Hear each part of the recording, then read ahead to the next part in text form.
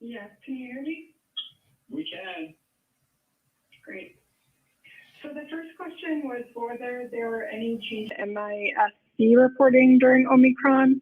And I've pulled this data off of the COVID data tracker, and you can see towards the right side of the graph that during the Omicron wave, we still continued to receive reports of MISC during Omicron, but the number was probably not as high relative to the number of cases that were reported as they were in previous waves.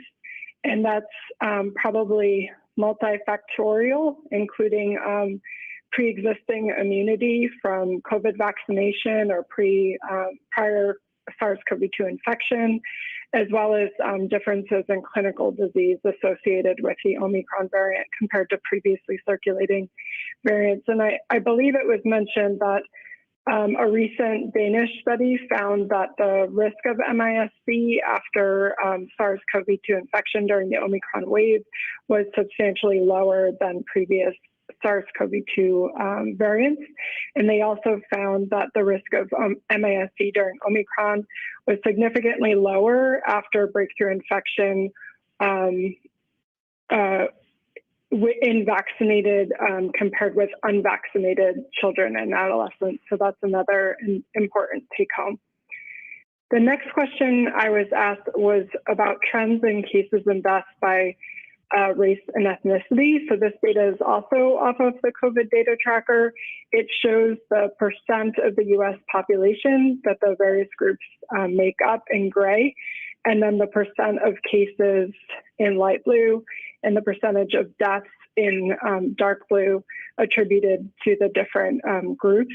And you can see that white persons make up less of the cases overall, but a larger percentage of deaths. And the opposite is true for Hispanic and Latino persons. They make up a larger proportion of cases, but their percentage of deaths is maybe slightly lower than their composition in the population. And for multiple and other non-Hispanic, that group, they have a larger percentage of cases than their composition in the population, and their deaths are about even with their distribution in the population. And when you look over time, the trends are essentially similar. So I pulled these data off too. You can see for deaths by race and ethnicity in recent weeks that rates in white persons are higher than other groups. Another question I got was about, or Bruce got, which I'm responding to, was the percentage of cases being sequenced and any bias in who is being sequenced. So this varies by week, but about 5 to 10% of PCR confirmed cases are sequenced weekly in recent weeks. This did get down to 1% during the peak of Omicron reporting, and that was because of the overwhelming number of samples that were processed during that time. We know this breakdown by state, and we have about 2% to 20% of all PCR specimens sequenced by state. So we indeed do have certain states that sequence a lower proportion of cases, but we do attempt to adjust for this in the weighting approach that we use. We also have some indication that hospitalized cases may be underestimated in this group because of our current sampling framework for genomic surveillance. So a lot of the sequenced cases, at least to date, had been coming from basically outpatient settings or testing clinics. I hope that answers the questions, but I'm willing to clarify. Thank you, Dr. Scobie. It does. Now, I believe Pfizer had some supplementary information as well. Yes, thank you. Hope you can hear me as well. Yes, we can. Great. So we wanted to follow up from this morning's question from Dr. Doran Fink, who asked how the BA4, BA5 neutralizing responses compared between a booster with an Omicron BA1 containing vaccine versus a BA4-5 modified vaccine. And so as shown on this slide, what we're seeing here is the monovalent Omicron BA1 vaccine given as a booster, and that's shown in the bars in blue on the left. And in the middle on the right, as shown before, are the BA4-5 monovalent groups in red and the BA4-5 bivalent in purple. And as you can see, the BA4-5 neutralizing titers were 11.3-fold higher in the monovalent BA4-5 vaccine group and 4.8-fold higher in the bivalent BA4-5 vaccine group compared to the Omicron BA1 as a booster. So what you can see is the responses against also the reference strain and other Omicron sublineages such as BA2 and BA2.12.1 were similar or higher compared to the BA1 vaccine group. So we just wanted to share that data to follow up, and happy to take any questions either now or during the open session. Does anybody have questions of this Pfizer data? I think that's critical before we move further because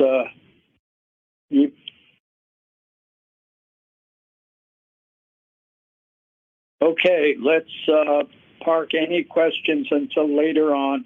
Now we go to Dr. Weir, who is going to bring up the discussion topics, and we'll go straight into the discussion. And if questions come up, we'll take them as we go through the discussion. Dr. Weir. Thank you. I don't see the questions on the screen, though. Not yet. It says, there we are. Ah, there they are. There they are. Do you want me to read them, Dr. Monto? Yeah, why don't you read them and comment on them, and then I'll make my comments about various ways. Okay. I think Dr. Marks read at the start of the meeting, but I'll read them again. So we have several discussion questions, and I think the number of discussion questions reflects the complexity of what we're dealing with here today. The first one is please discuss the various considerations involved in updating the strain composition for COVID-19 vaccines in the U.S. Please provide input on the following and discuss whether additional data are needed to facilitate a recommendation. First of all, is a change to the current COVID-19 vaccine strain composition necessary at this time? Maybe I'll just read them all first and then we'll go back. The second is please discuss the evidence for the following, and that's, we have 1, 2, 3. One is the selection of a specific Omicron sublineage. In other words, as you've already heard, there is a question of whether we go with something such as BA1 that we have data for, or BA4-5, which we have somewhat less data for. Please discuss the evidence supporting a monovalent or a bivalent containing the prototype plus Omicron. And please discuss the evidence supporting or extrapolating the available clinical data for modified vaccines to different age groups. The second one is what additional data, if any, would be needed to recommend an updated composition of the primary series vaccine. If the booster vaccine composition changes, in other words, if the committee recommends it and we recommend it, would continuing to use the prototype primary series vaccine this fall still be acceptable? So those are the discussion questions. Any questions about the questions? Well, and I noticed that we basically have a little over an hour to go through all of these questions.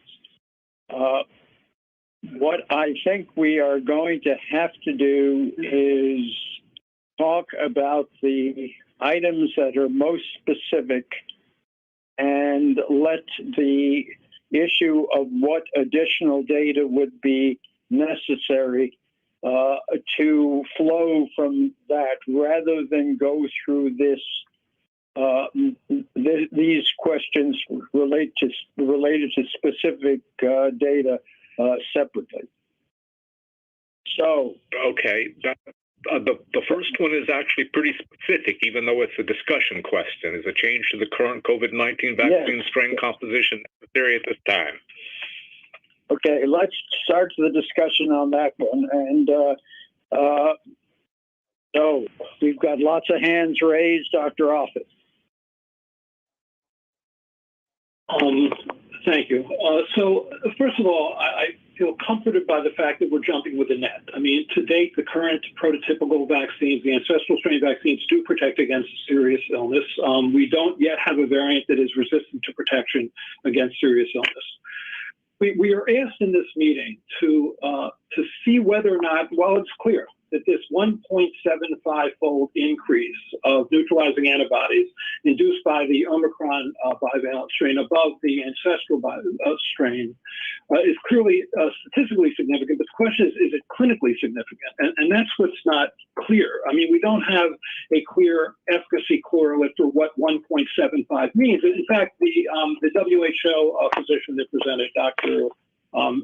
Shiburo, showed a slide actually from Bob Cedars' group, which is, the NIH group. I think Matthew Gagne was the first author. But what that study was in non-human primates was they gave 3 doses of the ancestral strain or 2 doses of the ancestral strain with an Omicron mRNA booster and then challenged with Omicron, and there was no difference. So not terribly comforting. And then as we note now, we're up to 50% of the circulating strains are B4, B5. So that 1.75 figure is really meaningless.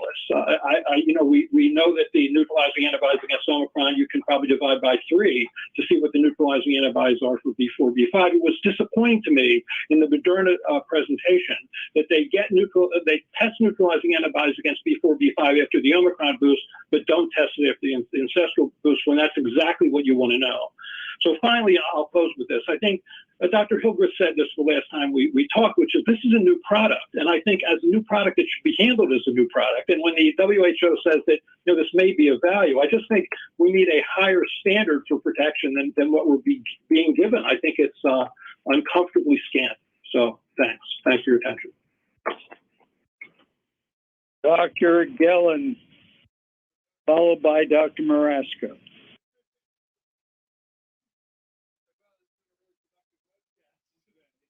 Can you hear me? Yep. Yes, no, thanks.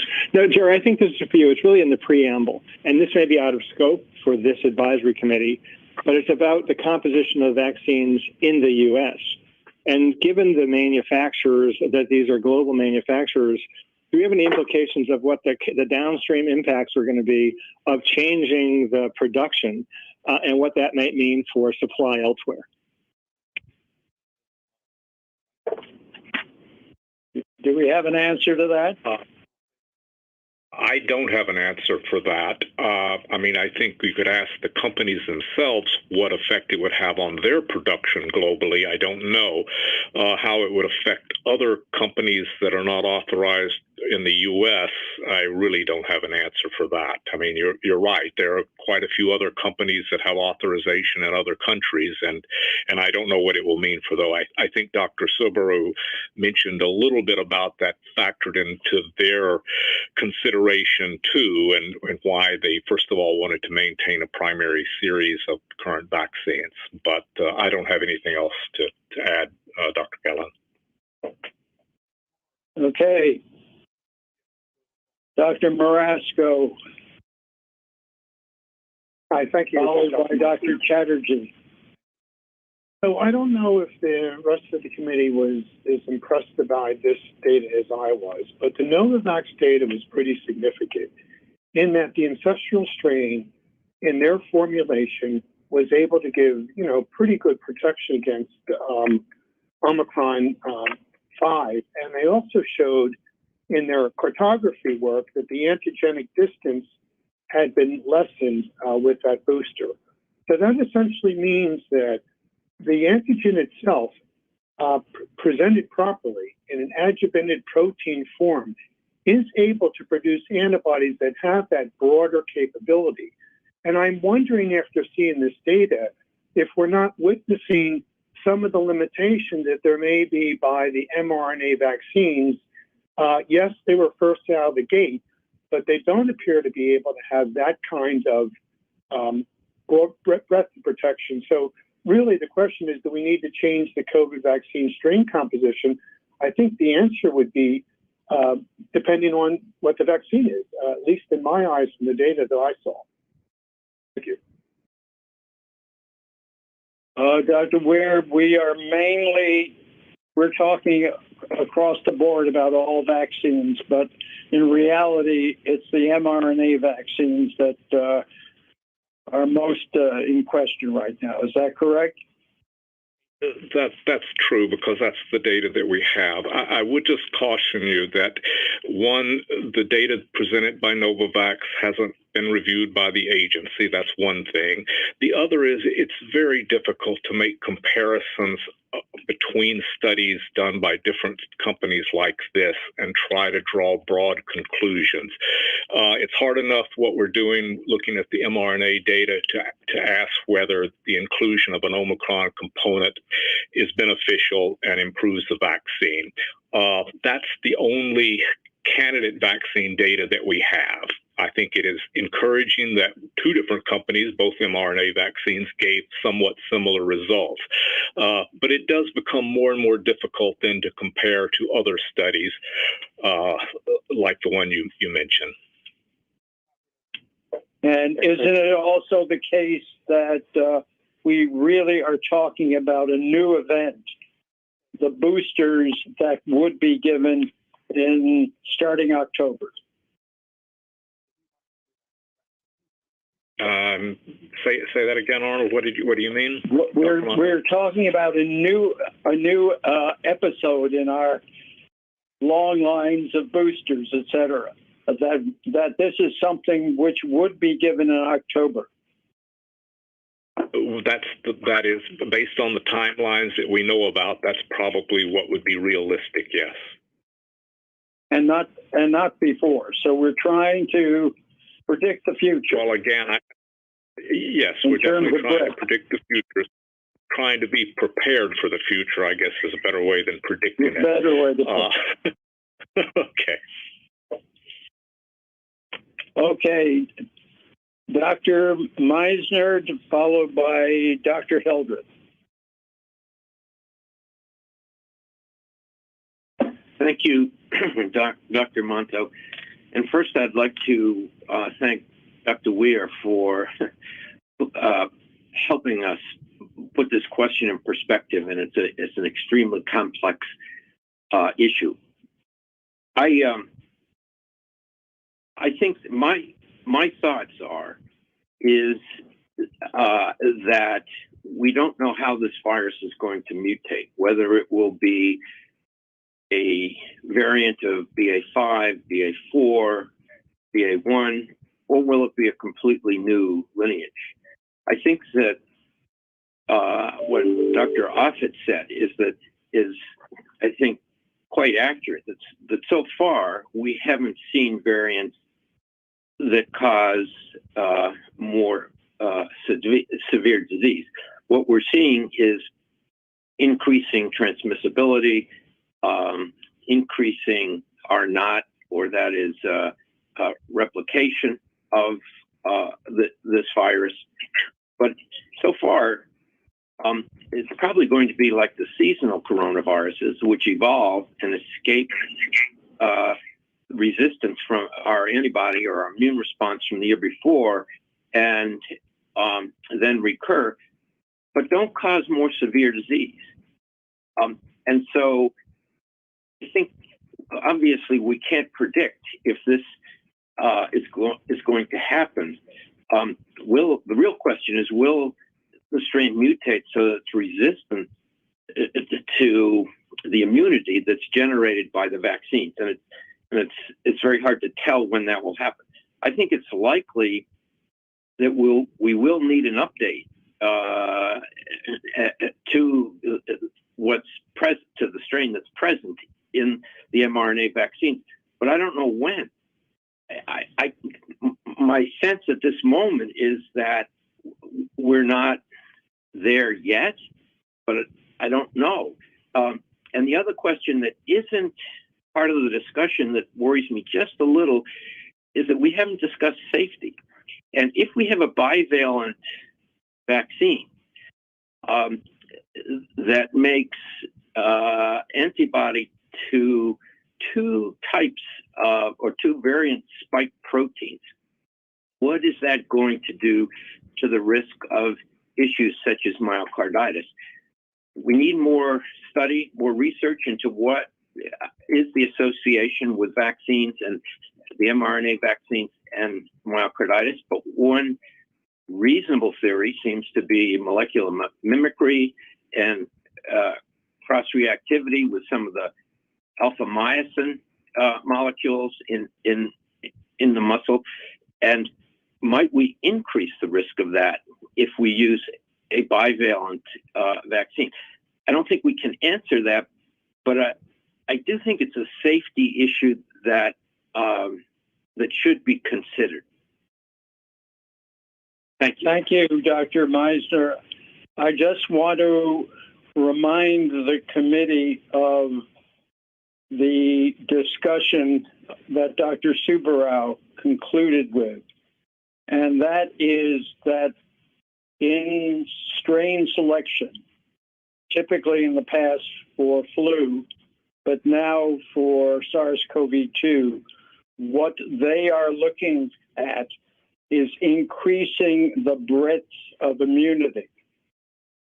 And it was in that regard that she answered that an Omicron booster would be the one which would increase the breadth of immunity, not knowing what the next variant is going to be.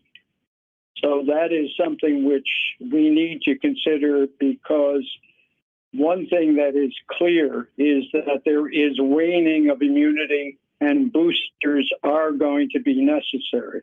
So we're talking now about a booster that will inevitably be necessary. We've heard in the open public hearing that some people wanted to increase the number of people available for fourth doses. That's the issue of the boost necessity for boosters. Dr. Will. Yeah, I just want to echo exactly what you're saying, Dr. Monto. I mean, the overwhelming odds are that whatever is around in the fall will still be closer to whatever Omicron component is there than it will be to the original prototype Wuhan, Washington strain. And I think that's what Dr. Subarao was trying to get across about broadening the response, to not trying to predict the exact strain, but trying to get something that will still give an improvement because it's much closer. I would agree with you completely. Okay, Dr. Hildreth, followed by Dr. Gans. Looks like we're going to spend the whole afternoon answering the first discussion question. Thank you, Dr. Monto, and thank you, Dr. Weir, for the information you provided us. I just have three thoughts to share. One is, I mentioned this last time, that these new vaccine derivatives or sequences are new substances, and I just wonder whether or not they need to be more carefully tested for safety. Maybe some molecular mimicry could cause autoantibodies. I mean, there are a lot of things that are possible. I just think that we have to be more careful about using these new vaccines without more thorough testing. The most compelling thing that I've seen today is the data from Novavax, showing that their protein vaccine can elicit neutralizing antibodies to the prototype strain, to BA1, BA2, and BA5. I mean, their data seems more impressive to me than the data presented by either Pfizer or Moderna. So I just wonder whether or not it might be timely for the agency to quickly review the data and make a decision to approve the Novavax vaccine, because it'd be much more simple to have a single vaccine to use for both the primary series and the boost to cover the variants. And there are tens of millions of people who have not been vaccinated, many of whom would accept a protein vaccine who would not otherwise accept an mRNA vaccine. So to me, I think it's very compelling that we move forward on the Novavax vaccine for all those reasons. And again, I want to say that the most impressive data that I saw today was presented by Dr. Glenn from Novavax. So I'll just stop at that.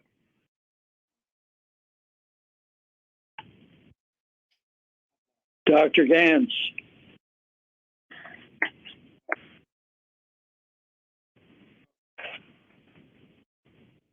Thank you. I just wanted to add to the discussion a few other points of view. I would agree that the data presented from our colleagues at Novavax was very impressive, but I don't think that's something that we would bring forward in a vacuum, that there's plenty of people who have had the current messenger RNAs, and there's clear evidence that there's a way to actually improve upon our response and broaden that immunity, as has been brought up. And I think that's really important for several reasons, not only so that potentially it would actually expand into variants that we actually haven't seen, but it's actually shown to be more persistent. And so broadening our T cells as well as our B cells, and there is T cell data that these companies aren't generating, but that other of our colleagues are publishing. And so I think that that would purport to a longer lasting, which is really important in terms of how we look at these vaccines coming forward, because we obviously don't want to be boosting as frequently as we have been. So that's going to be important. So I think that we have to consider that the current composition should be changed, and there is data that is also out in print that if the variant that we choose is along the lines of the B4, B5, that actually would cover other of the Omicrons. And so if there was some consideration what to put in it, but that actually would be the broadest if there's going to be an Omicron variant that is circulating. I think it's going to be a global issue, and so doing that would actually help help the whole global conversation. I think that all of these considerations should be brought forward together. It's clear that there's immunity is waning, and so therefore we're going to need boosters. And so the consideration needs to be what that should look like, and I think that's going to be important moving forward. Thank you. Thank you, Dr. Gans, Dr. Pergam, and then Dr. Wharton. Dr. Bernstein is next after that. Thanks, Dr. Monto. I think for me, the crux of this is really the last question, because it's in the discussion above us, we should various considerations about updating the vaccine strain composition. But I think really the question is, do we update the booster, and do we update the primary vaccine series? That to me feels like a fundamental question, and something that I think the problem is our voting question, which we're leading up to, is only the booster. Right, I understand, but I think I think we can focus on the boosters today, but I think this is going to be coming back as a question. And part of the reason that's true is that what we've seen, at least for boosters, is we've seen booster data with different doses than what we're seeing in primary vaccine series. And I think it's going to be critical for us, if we're thinking about these changes, is how we're going to be approaching this in the future. Because what we're seeing right now is, good responses with doses that are different than what we're giving with the ancestral strain, where this is the Omicron strain, both, and I think in Moderna it's 25 and 25, and then with Pfizer it's 15 and 15 or 30 and 30. So it's a difference, and we're comparing sort of apples and oranges here. So I just want to make sure that when we get to this question, we talk about this more, that becomes a fundamental piece, because boosters aren't available everywhere, and if we are making major changes to this, it's going to have global effects on how we're approaching vaccines in general. Yeah, I think we needed a day for this meeting, but besides everything else. I totally agree with you. I think that's kind of more my point. One thing we might want to do is, while discussing the issue of boosters, which is going to be our voting question, talk a little bit about it. You can broaden your thought processes and talk about single versus bivalent boosters, because that's been another confusing topic that's been brought up. So we might want to think about that as we go through this, because it has issues in terms of the dose and all sorts of things, some questions that have already been raised. I think Dr. Bernstein is next, followed by Dr. Wharton. Thank you, Dr.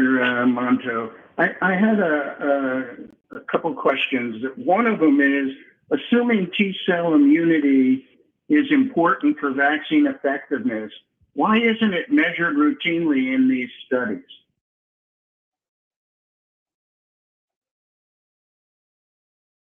Having done population-based studies, I know one of the answers in terms of the way collection has to occur, but Dr. Weir? So there have been measures of T-cell immunity. The problem is, of course, it's even harder than antibody to both standardize those measurements and decide which measurement actually relates to something clinically.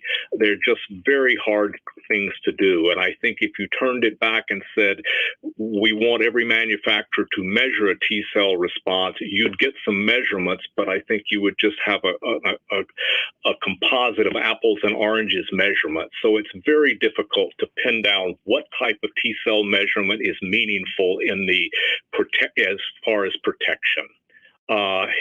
Again, I think the field all agrees that cellular immunity is important, but how you measure it and how you correlate it to protection is very difficult, even more so than antibodies. Thanks, that's too bad. I think it would be really important. It doesn't mean, but I'm sorry, let me finish. It doesn't mean that everybody's not interested in it, and there's a lot of people in different places, not only companies, are pursuing it. And I think that will be one of the challenges going forward, is you pursue this, you come up with standardized measurements, you find out what is really the most relevant thing you should be measuring. And so, yes, there's still a lot of interest and a lot of work going on. Yeah, I think that would be incredibly helpful. A second question that I have is, I was confused by the time required to produce a vaccine strain change, whether it's an mRNA platform or the protein subunit platform. I thought one manufacturer said they could have vaccine by July, and then I thought I heard the FDA, maybe it was Dr. Mark, say that we're talking. Dr. Mark. We have a large population to vaccinate. Yeah, I actually think it would be very helpful if we could ask each of the manufacturers when they will have vaccine available of these various sorts. I think I could say this for each of these, for the 2 mRNA and for the protein-based vaccine, but it might be helpful for each of them to state when they might have vaccine available. Even assuming, it just might be helpful to have them state this.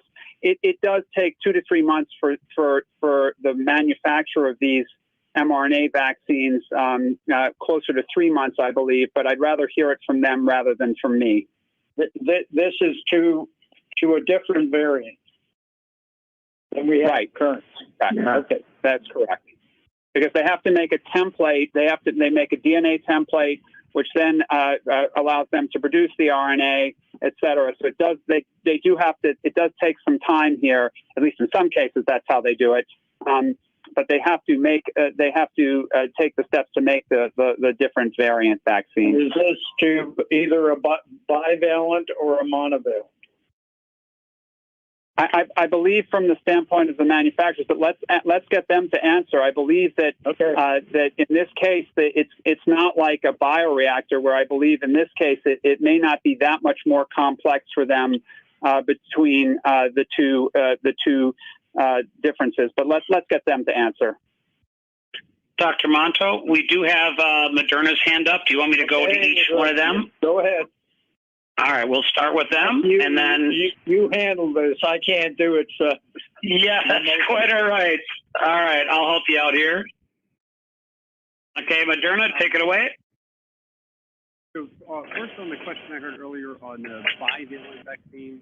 We can't hear you. Here, I'm going to boost him up. Go ahead. I'm going to turn up his volume. So go ahead, sir. Question of the. Can you hear me now? Yes, we can hear you. Great.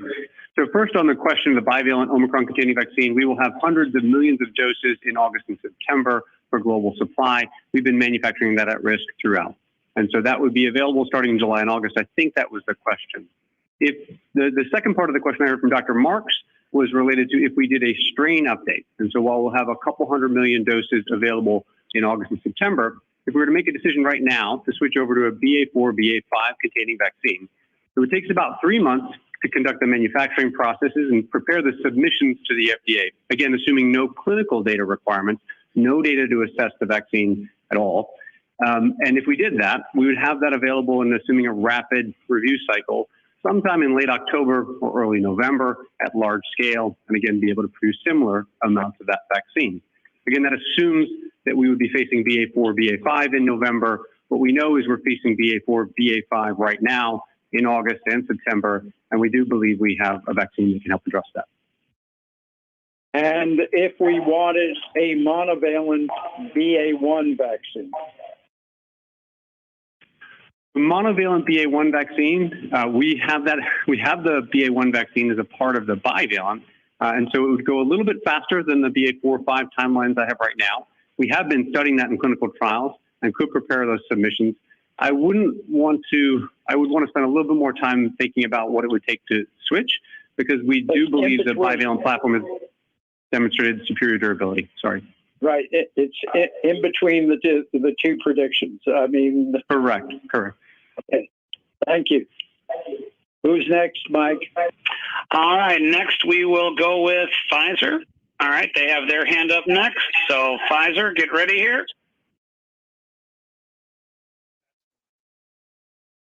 Yeah, hello. I'm Catherine Jansen, Head of Vaccine Research and Development at Pfizer.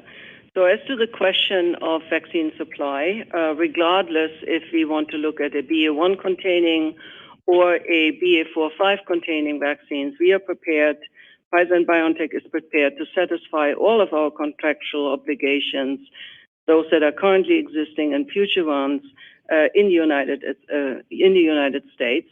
And we already have produced significant numbers of a BA1 modified Omicron vaccine, and we are in the process of producing large numbers of a BA4-5 modified Omicron vaccine that is available for rollout, pending, of course, regulatory, that there's an agreement on a regulatory pathway, and there's an agreement on which vaccine is recommended for the United States in the first week of October. Thank you.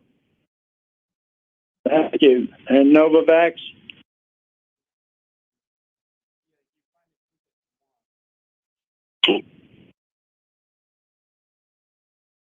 You're back there. Hold on. Is that, I'm assuming it's Gregory? Yep. Yes. Can you hear me? Yeah, we can hear you. There you go. Let's turn that light on. There you go. Now we can see you. Go ahead. Yeah, just to, I mean, you know, as noted by earlier manufacturers, we have begun work at risk in this, you know, and that's included both BA1 and BA5. And as you know, we've been setting up our manufacturing network. And I think we've in part been waiting to hear the decision today. But we have BA5 being made at scale and BA1 being made at scale. And, we're kind of waiting on the decision here. But we think depends on the requirements for clinical data. Obviously, we have BA1 in the clinic, and we expect that data, I think, in September. If there's a requirement for clinical data, that would be important for us to know. BA5 or BA1, we think we could supply by fourth quarter if that's needed. Although I hope you saw we made a strong case for the deployment of our prototype vaccine, especially in the booster setting, which really, does describe pretty much everyone out there that they've been infected or immunized. So we would, like to put out there that the prototype with our technology seems to get very broad antibodies, and then, of course, that would help. As long as sticking with the theme that we have currently, would be, a preference. But we definitely are, as we said, working on BA5 and BA1, and wait for I think guidance on whether there's going to be a requirement for clinical data to support the specific variant deployment would be helpful for us to know. Thank you. Thank you all. Dr. Wharton, followed by Dr. Levy. I'm going to let Dr. Marks want to make a comment first. Okay, Dr. Marks first. Yeah, you know, I think just for our Novavax colleagues, I think it's really important for us to try to understand. In terms of the booster, I think we understand that it will be a ways off here. In terms of availability, we have not given an emergency use authorization yet, but I think it also it behooves us to understand when the vaccine might be available if the company is willing to discuss that were an emergency use authorization to be granted.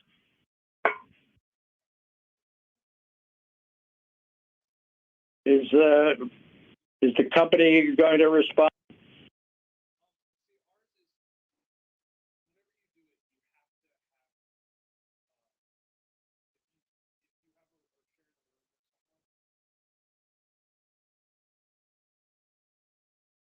I guess Novavax is not going to respond to the.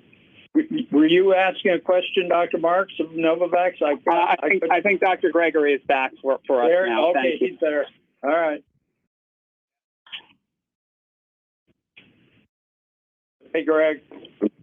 We had a little trouble set up here. So could you repeat the question? I was off audio for just a second. Dr. Gregory, I think the question here is that we noted that although an emergency use has not yet been granted by FDA, I think the question was, pending an emergency use authorization from FDA, when would your prototype vaccine, your current vaccine, be available for distribution in the United States? I think our target is Q4. And so, you know, this year, sometime between October and December. That would be for I believe you're answering for an updated vaccine. We're talking about the current version of the vaccine. Oh, thank you. Yes, I think this is July. So we're, you know, once the EUA is granted, our vaccine should be available in July. The prototype Wuhan vaccine. How many doses? Thanks. How many doses would that be, Greg? So, you know, I'd have to get back to you, but you know, just a ball. Yeah, well, the contract is, you know, I would say as many as needed. So, you know, the U.S. government is the contract that would buy it. So as many as needed, we have a lot of doses available. And, you know, once the EUA is granted, we're going to be, you know, very eager to get those doses in and released. Thank you.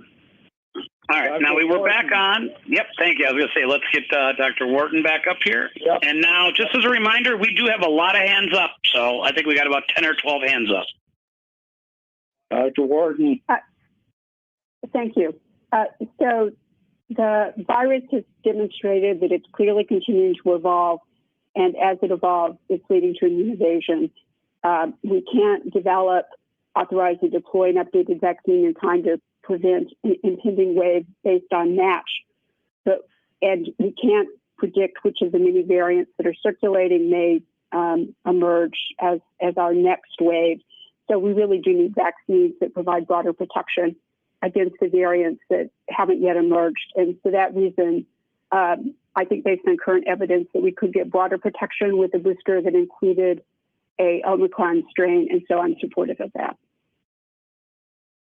Thank you. Dr. Levy, followed by Dr. Sawyer. Hi. I wanted to make, I'm sorry, can you see me and hear me? We can hear you. We can't see you. Okay. Hi there. I wanted to make a statement again about correlates of protection. question. I would like to hear from FDA what their overall approach will be in the coming year around improving our understanding of correlates of protection. We spend a good amount of time reviewing antibody data. We have no doubt that antibodies are important. And yet, for all the antibody data we don't have a level of antibody that anybody is comfortable stating is a correlate of protection. So yes, the antibodies are important, but so are the T cells. We heard from Dr. Weir, yes, T cell assays are trickier, they're more diverse, but it's not going to happen without federal leadership to have a standardization of a T cell assay and encourage, or in fact require, the sponsors to gather that information. So what is the effort to standardize the preclinical assays?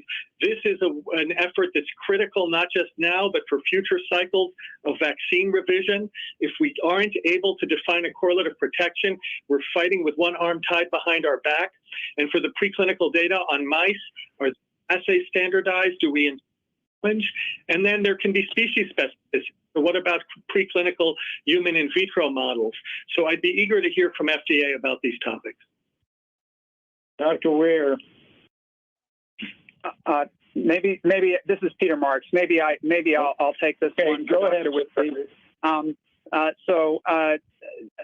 the issue of this is, I mean, Dr. Levy brings up an incredibly important point that T-cell mediated immunity is very important here. It is just, it was difficult to study initially. It's not for lack of understanding of the importance here.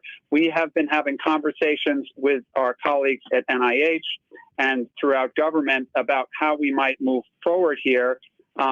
It is something that we don't have an answer to yet, but it is something, Dr. Levy, we are pursuing and continuing to pursue for how we move forward, because obviously as we develop vaccines in the future, it will become ever more important because we won't be able to have a large naive population to vaccinate with newer vaccines, and we will need to understand the T-cell response better. So I take your point. It's just we haven't solved the problem yet. While I have the floor for a moment, Dr. Monto, we have been able to extend the time here. If we need it, we will be able to go till 5:30. I hope we don't need to, but if we need to, we can. And I would really strongly suggest to us as a committee that we try to rigorously go down and go through the questions and try to go to talk through some of the responses here, because it really will help us to have some discussion of BA1 versus BA4-5, and some discussion of a monovalent versus bivalent. I think the question of what we do to the primary series, we'd love to have some discussion of that. That's probably not quite as important, but at least the questions 1 through 3 here, I think would be really nice to be able to try to work through. Over. Thank you. Dr. Marks, we have 10 hands raised right now. Just do the math in terms of how much time it will take just to go through the discussion right now. I can't force people to answer the later questions when they want to have comments about the first question. I've tried to let's just make sure we just work through them. Bivalent or monovalent, which I think is an important one. I'm not sure we can address the BA1 versus BA4-5 today.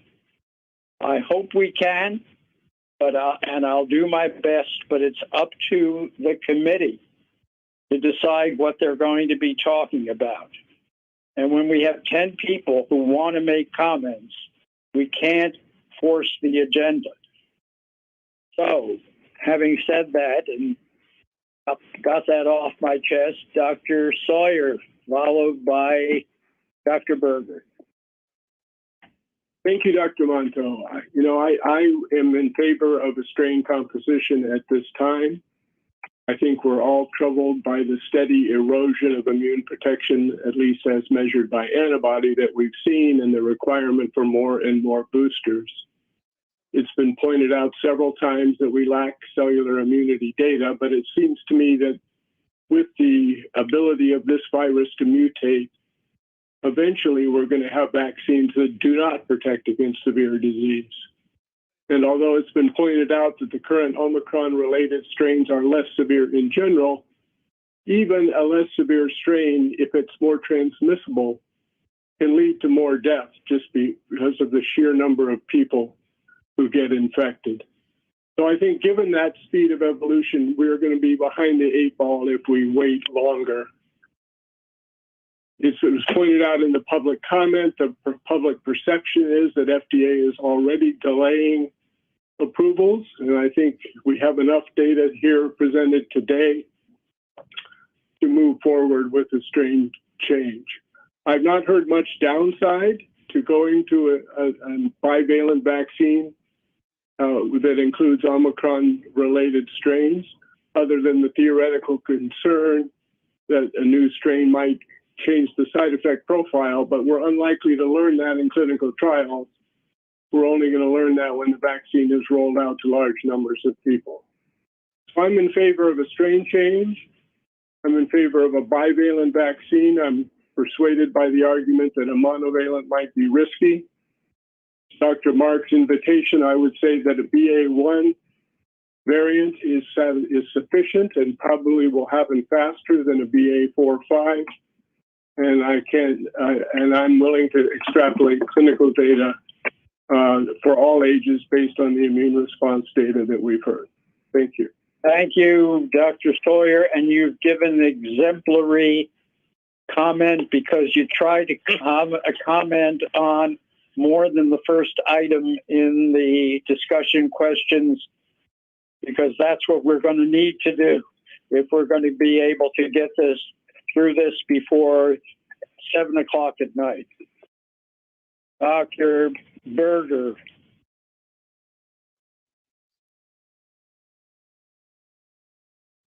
Okay. Thanks. I definitely appreciate the directive to try and address some of the other points here. I think much of what I have to say has already been said. It definitely teaches me to raise my hand earlier, especially with this group. But I want to come back to some of the points we made back in April. And I'm not sure that, or rather I should say it's unclear that we can or should treat COVID as we do flu. I think the mutation rate being so much higher than flu is at this point means that we likely aren't going to get ahead of picking a specific sublineage. So I actually do agree with where WHO came out, and others have stated before that searching for something that provides broader protection is likely to be better in this scenario. The good thing, though, is that we actually do have a very highly effective vaccine right now, even with Omicron, being present, as long as people are actually getting boosted.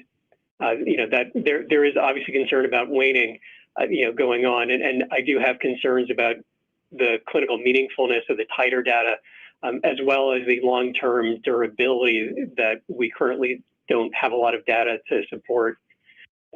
However, so it sounds, in terms of overall support, I think I do support the idea of considering a strain change. I'm not sure that if I answer the first question, it's necessary at this time, and this time is June 28th. And part of this, going back to what I originally stated, is we don't know what the variant of the day is going to be when we get to the end of the year or next year, what we might want to be able to be prepared for. And so, answering the question at this time, I'm not sure that we have evidence to support a change necessarily today. The thing that really impressed me with the Novavax data, and I do understand that it hasn't been reviewed, is that it really spoke to the idea that there isn't a one-size-fit-all answer to whether or not a strain change is necessary or going to be necessary. And I do recognize that they don't have an EUA for the booster at this point. But thinking ahead to what we're going to be asked for, what the answers to what we give today will be, it does speak to the idea that perhaps the question we have to vote on actually needs to be narrowed specifically to address mRNA vaccines that have current approval for booster usage, as opposed to being a broader conceptualization that it has right now. In many ways, I think the answer could be very platform specific depending on what we're actually being asked to look at. And I think in terms of the selection of a specific sublineage, I do think that the ones that are going to be further away are going to be the ones that are going to be better to select. At this point in time, based on the data, and I'm trying to answer some of these questions, if we did vote for something related to mRNA, I would support something that would go along the lines of BA1. Whether there's a requirement for a bivalent vaccine versus a monovalent vaccine, I think it spoke broadly that the data doesn't support using a monovalent as the primary and booster. And so in that regard, I think we are talking about only looking at a booster after following a primary that is going to be taken up by the prototype strain. And so in that case, the data doesn't support or doesn't speak against using a bivalent vaccine in that regard, although I do see some differences in Pfizer and Moderna based on whether or not the bivalent is going to be better than the monovalent, depending on which one we're talking about. I think overall, we're talking about the bivalent booster after a primary series. Right. Yes, I agree. So that's where I think if we were talking about something, I think that's the only point that we'd be getting towards is using a bivalent for a booster dose and not alone. What I'd like to see additional data on, I really do think we need to have a better understanding of the clinical meaningfulness, the impact on severe outcomes and disease, and I'd like to have some further data on the long-term durability of any type of change in the actual vaccine composition. So I'll end there. Thanks. Thank you. Dr. Marks, could we have further clarification of FDA's view of efficacy, current efficacy, or efficacy or effectiveness against Please record your message. disease? When you've finished recording, you may hang up or press 1 for more options.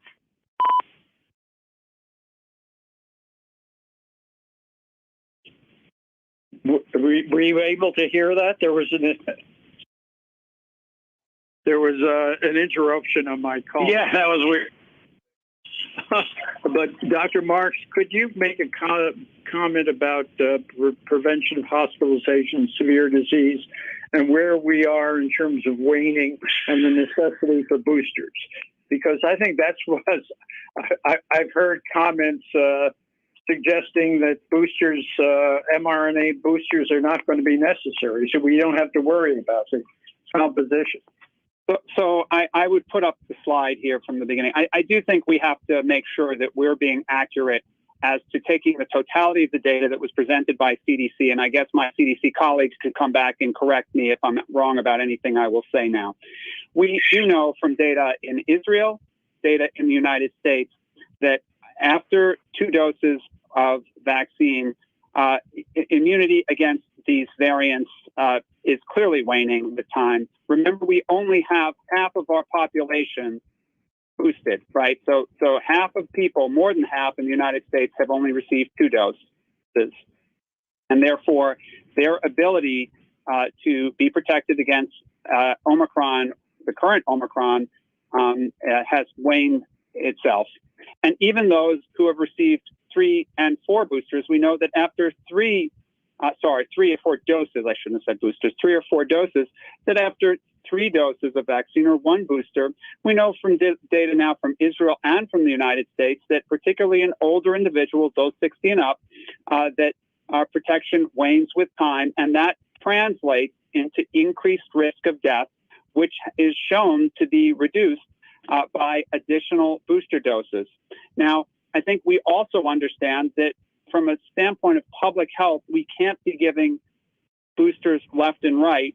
So it was felt that thinking about a booster campaign towards the fall, based on the modeling data that you were shown earlier today, whether it be given a little earlier or a little later, would help us help protect the population against potential additional waves. And the thought was that you would potentially want to best match the strain that even if you don't match the strain, you would want to start with a strain that was furthest evolved at this time, to which the current vaccine was least effective. And that's why the focus on the BA.4/5 data, which the current vaccine does the least to prevent. So I think I would perhaps take issue with saying that BA.1 was the furthest removed, and perhaps say that BA.4/5 might be, because the current vaccines have the least effectiveness, at least appear to have the least effectiveness against BA.4/5, and you saw some data presented on that.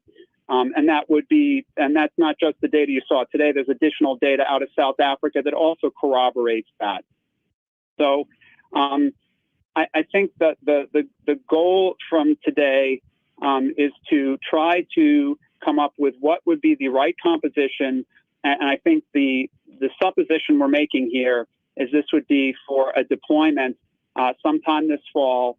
I know we heard about deploying a vaccine right now against Omicron, but it would seem that right now, while we're at this plateau, I'm not sure that this is the point at which it would be deployed.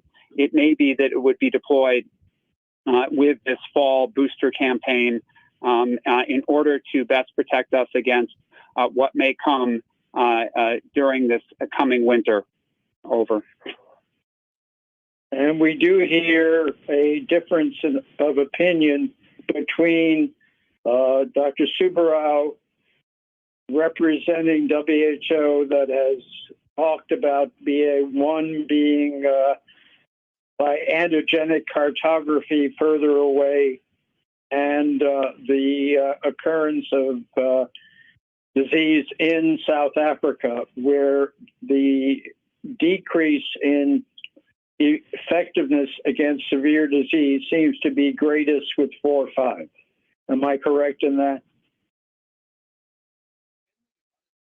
That does appear to be correct, and I believe the data that we're seeing is that it looks like both, again, from data that we're aware of, that BA.4/5 may produce a good immune response both in animals and in humans from natural infection that will help protect against BA.1. And not the reverse? That's correct. BA.1, if you look at the data that was shown by the different sponsors, and we can bring that up again, BA.1 does not neutralize depending on Moderna's data or Pfizer's data, it's anywhere from 3-fold to 5-fold lower neutralization with against BA.4/5 than against BA.1, at least for the current vaccine. And it would appear that even for a BA.1, there is there is that reduction. And perhaps, Jerry, could you help me out here, because I don't want to get hooked on the sublineage issue, because basically you all can look at this as time evolves. Part of the problem here is that a decision a recommendation from the VRBPAC needs to be made sooner rather than later, because of the time availability of the vaccine. So, Jerry? Yeah, a couple of comments, if I can keep them straight. One is back to Arnold. You mentioned the antigenically distant according to cartography. It is true that on the cartography, BA.1 looks a little further away, but BA.4/5 is also quite a ways away on that cartography thing, if you're just looking at that. It's also true, you have to put that into context.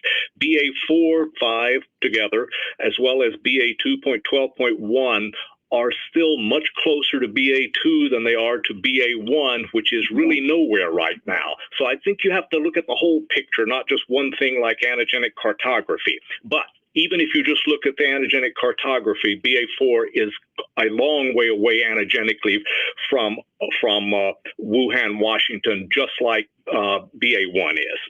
Now I forgot. Oh, the other thing, Peter, you mentioned. But I mean, if I can interrupt, that's not something that we have to vote on today. No. I was just trying to point out that. Okay. I was just trying to point out that Dr. Subramanian mentioned that when you pinned her down, she said she would take something antigenically as far away, and I'm just saying that BA4 is also pretty far away. Okay. And Dr. Marks mentioned something about boosting. So when I tried to show a couple of examples about virus boosting, and again, caveats, virus is not the same as vaccination. It does seem like that a boost of any kind of Omicron broadens the response. And I think that's what WHO also thought, is that boosting of Omicron by any exposure will broaden the antibody response. But there is data that suggests, and Dr. Marks mentioned this, that we've seen this. It's unpublished, but at least you have to, once you see it, you remember it, is that subsequent infection by BA4/5 seems to broaden even more than subsequent infection by BA1 or BA2. I think that's what you were asking, right, Dr. Marks? That's exactly correct. Okay. Okay. Thank you all. Now we'll try to move on. Dr. Perlman, followed by Dr. Reingold. Yes, thank you. So I was going to make several points, some of which were just discussed. So in terms of the bivalent question of vaccines, I'm a fan of a bivalent vaccine because I think that the original vaccine has done so well. So if one was going to choose a bivalent, a monovalent versus bivalent, I would go for the bivalent. I also would go for the BA4/5 for the reasons that Dr. Ware and Dr. Marks just said. The BA4/5 are really the derivatives of BA2 much more than they are BA1. So if BA1 is actually antigenically different, I've heard some people say that BA2 is on BA4/5 particularly, but BA2 as well, are almost as distant from BA1 as they are from the original variants. The second point is that there's multiple, both anecdotal and other discussions of how people are getting infected with BA4/5 after having been infected with BA1. So the protection of BA1 is not so great. So that's what puts me more towards a BA4/5 containing vaccine. The other thing is that my impression is BA4/5 has picked up some of the mutations nearer to, even though it's quite antigenically distant, it's picked up some of the mutations that were found in some of the original strains, so that how the virus is evolving is not totally clear. And then the very last point I wanted to make was that, so I would come down on a bivalent vaccine with the BA4/5 and the original prototypic strain. But the one thing I'm really concerned about is worldwide, will this fly? And I'm comfortable with having the U.S. have a, as it were,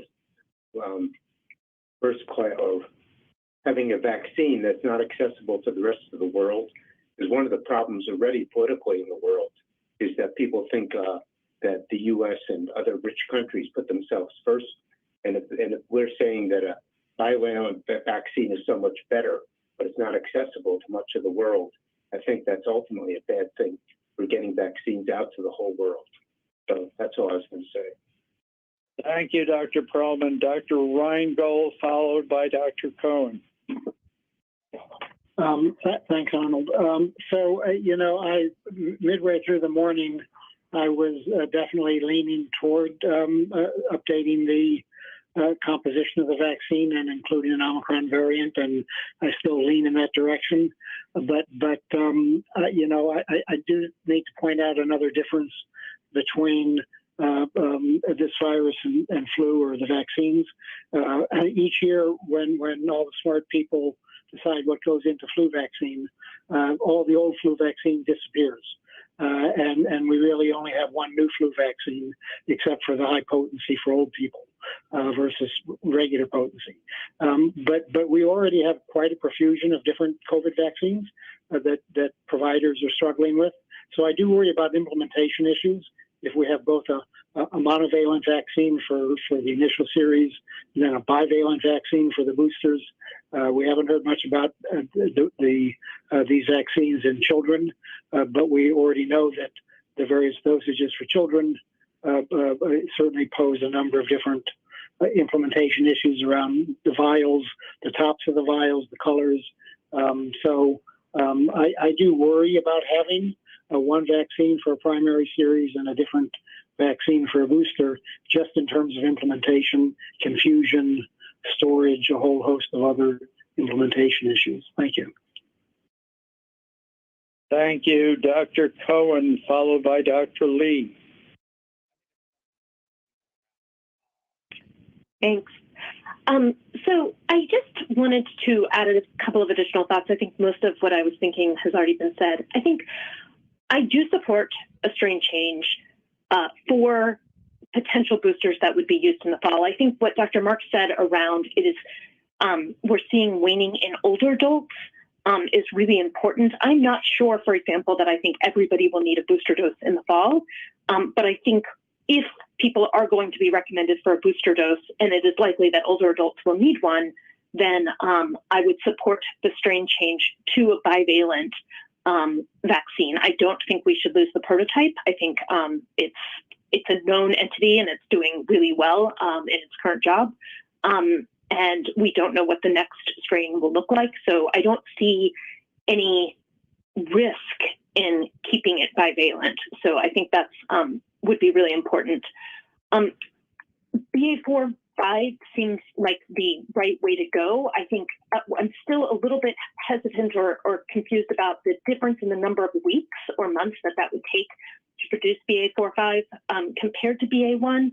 But I think regardless, if you're talking about boosting in October, the BA.1 was circulating last December. So the amount of time between when you're actually boosting and when that strain was circulating, it just feels like it feels like, given all of the things that FDA has said and where we think and additional changes that will occur, and the number of people who were infected with BA.1, that BA.4/5 is the ideal choice, especially if it can be given or produced as quickly as possible.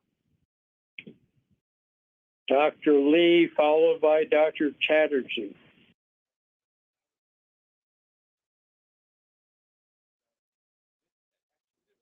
Yes. So I think one of the concerns I have is that I'm supportive of the strain change, but all of our discussion really, honestly, and all the data we've seen on boosters on the strain really is in adults. And I think the greatest concern has been about the waning immunity in adults. What I don't know that we've addressed, and we're probably not going to address it today, is how we are going to extrapolate this information for the children. We don't know the waning immunity. We don't have a lot of information on, but we need to, I think about modeling or something like that, because as we know, the youngest group just got approved a year and a half after the original approval in December of 2020. And my concern is that we don't have a strategy. They will always be behind in terms of the fact that the virus is evolving, and they will never be necessarily getting vaccinated against the most recent strain. So I hope at some point we will have a discussion on that and how that will happen, because I don't think it's that straightforward for the reasons I just stated. Thank you. And Dr. Lee, I don't think this is the last time we're going to be meeting about some of these questions. Dr. Chatterjee, followed by Dr. Bernstein. Hello. Yes, thank you, Dr. Monto. I'm going to be very brief, just to try and answer the questions that are listed. So I'll start with the first one, which is the selection of a different strain to perhaps add to the prototype. And I think this is needed. One of the things that we saw data on, but we really haven't focused much on, is the increase in hospitalizations that's happening. So in terms of severe disease, we are seeing breakthrough severe disease in people who are vaccinated with the prototype strain. So I think that is a strong argument to say we should be thinking about adding to the strain composition. In terms of the specific sublineage, it sounded like at least one of the manufacturers has a supply of BA.1 available. So should that become necessary to deploy, it seems like that could be deployed pretty quickly. I am in support of developing a bivalent vaccine containing the prototype plus perhaps the BA.4/5, because that would be the latest variant that is out there that we would need protection against. And finally, the point I'll make about 2 points, actually. One is with regard to the implementation question that was brought up, I believe, by Dr. Reingold, that if we have a separate vaccine for boosters versus primary series, that it has the potential for causing confusion and errors.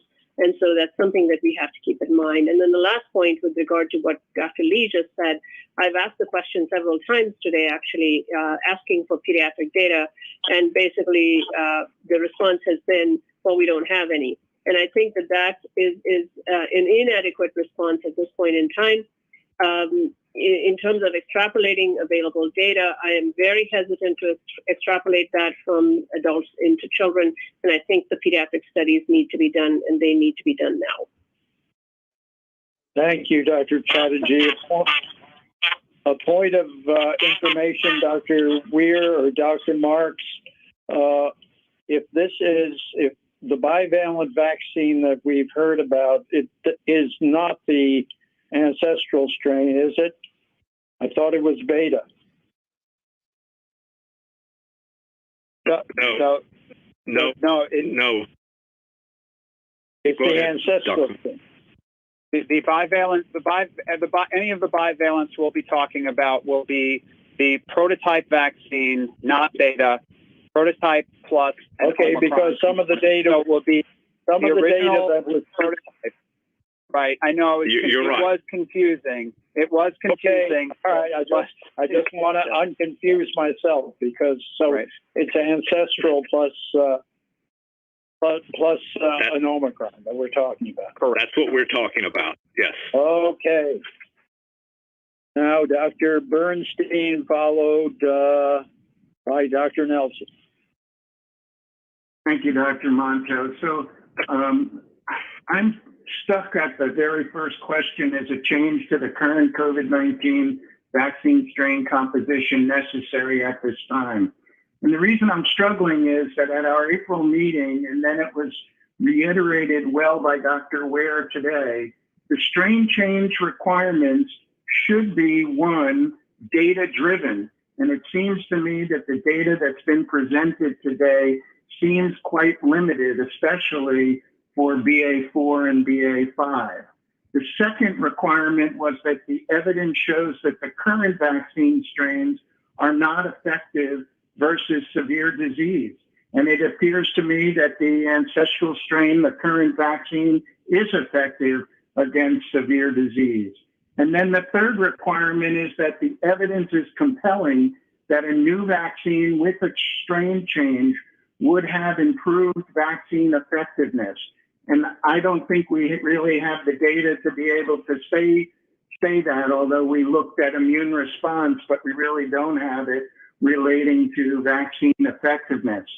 So in sum, I think including an Omicron strain in the vaccine seems to have some potential, but the data, especially for BA.4 and BA.5, are limited at this time. So that's why I'm struggling to even make a strain change at this time.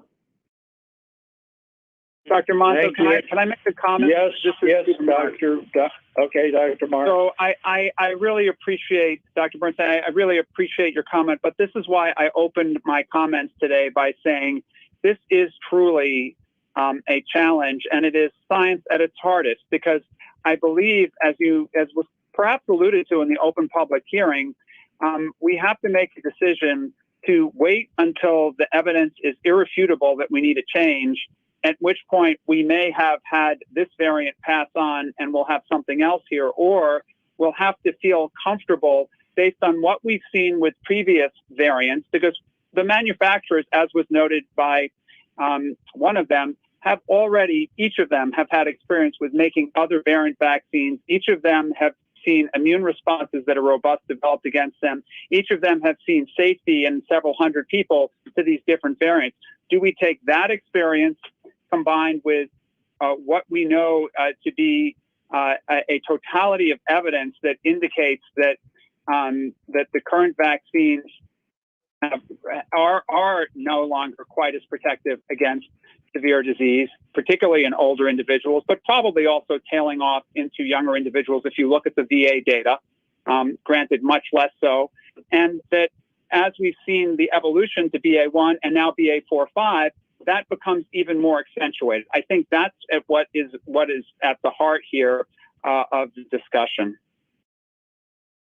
Thank you. Are you then suggesting that the vaccine composition strain change might be a BA4 and BA5 as opposed to a BA1, which we currently have, and if it was needed in July, it sounds like Moderna has that, or because I don't know that that's as important as when BA4 and 5 are more than 50% of the circulating strains. I think for purposes of discussion today, let me try to simplify something. Both manufacturers at risk have told us today that they've made BA1 vaccine, whether it be bivalent or monovalent. So I think were we to see a major wave in BA4-5, a major wave in BA4-5 that we needed to deal with something right now, that because the wave was going up very quickly, we could potentially deploy one of those vaccines. It would not necessarily be optimal for longer term protection. I think for the purposes of our discussion right now, we should perhaps make the assumption that we will not need to deploy, or we're not worried about that deployment, but we are worried about or concerned about what we might deploy if we were able to deploy something in October or November, during which time we would be able to manufacture, have the manufacturing of a new strain composition. Does that seem reasonable? I think that's just able to focus things a little bit better here, because I think the question of what we do for a BA1, if we had to deploy it, is one that will depend on the epidemiology, and that product actually exists now. And the voting question as it currently exists is Omicron. Correct. So we include an Omicron component, but it does not note whether it should be a monovalent or a bivalent. Okay. We were hoping to have that information from what we're hearing here is what I've heard so far is some preference for a bivalent vaccine because it maintains the presence of this prototype vaccine, which we seem to have a lot of comfort in and confidence in, with good reason. And so that's what I've heard so far. I haven't yet heard somebody make a strong case for either a monovalent BA1 or BA4-5. But I'm saying that to draw out anyone who would like to make that case.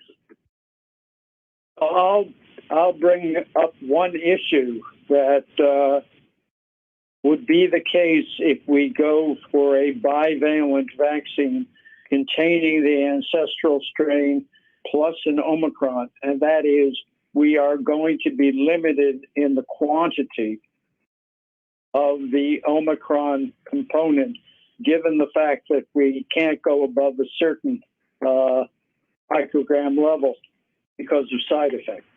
And I'm not sure we've seen direct comparisons of this in terms of antibody levels, assuming that antibodies are not a correlate, but sort of correlate with protection. Dr. Weir. You hit another nail on the head. You saw one piece of data that spoke to that, and that's all. You did see a piece of data from Pfizer that did compare bivalents to monovalents at different doses in the same population in the same study. Again, limited, but that's what you had. And that's why I tried to point that out, that there did seem to be in that one study some sort of dose response. And so, yes, that is why we were throwing this out there to try to get the opinions of you and the rest of the committee. Which is why I am not enthusiastic about a bivalent vaccine if the ancestral strain will never reappear again, and we're going in a certain direction. Next one is Dr. Nelson, followed by Dr. Meisner. Thank you, Dr. Montel, and thank you, Dr. Marks, for that lead-in. I had some of the same concerns about the two scenarios. And in fact, addressing the question of necessity, I was really struck by your remarks about the confluence of risks that will occur this fall. So could we possibly wait based on the evidence before us? Probably. Should we wait? I really don't think so. I think with the waning vaccine efficacy and the confluence of risk this fall, we need to make a move sooner rather than later and direct our sponsors in the proper direction.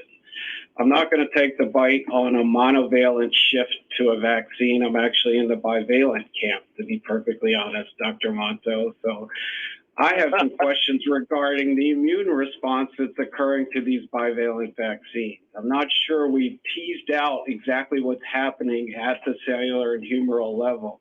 What I can't tell is whether the immune response is really related to conserved portions of the added variants, or indeed new epitope responses from the inclusion of the bivalent vaccine. And the risk that would occur in going to a monovalent vaccine is the latter. If the true breadth and durability response is due to the new valence responses, does that need a prime boost in subsequent doses to really see the vaccine efficacy? So some additional data that would tease out the proportion of the immune responses related to new epitopes from the variants would be very helpful. We're certainly not going to have that data anytime soon or be able to make a nimble judgment on how to reconstruct these vaccines based on that type of data. But that's why I would favor a bivalent vaccine. I think that you're going to get some immune response on a dose level, even from the conserved portions of the variants that will contribute. I think it is the affinity maturation from the repeated doses of third and fourth exposures that are leading to the increased efficacy and boost in titers that we're seeing. And I did want to touch on, finally, the challenging our immunobridging approach for younger children. So I agree wholeheartedly with Dr. Lee.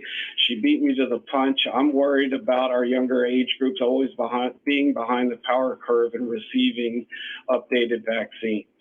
So I don't know what the right strategy is, but the current one of sequential immunobridging is probably not the right one. And we do need to do some concurrent dose response and safety studies in children to accelerate that schedule and accelerate their access to the vaccine.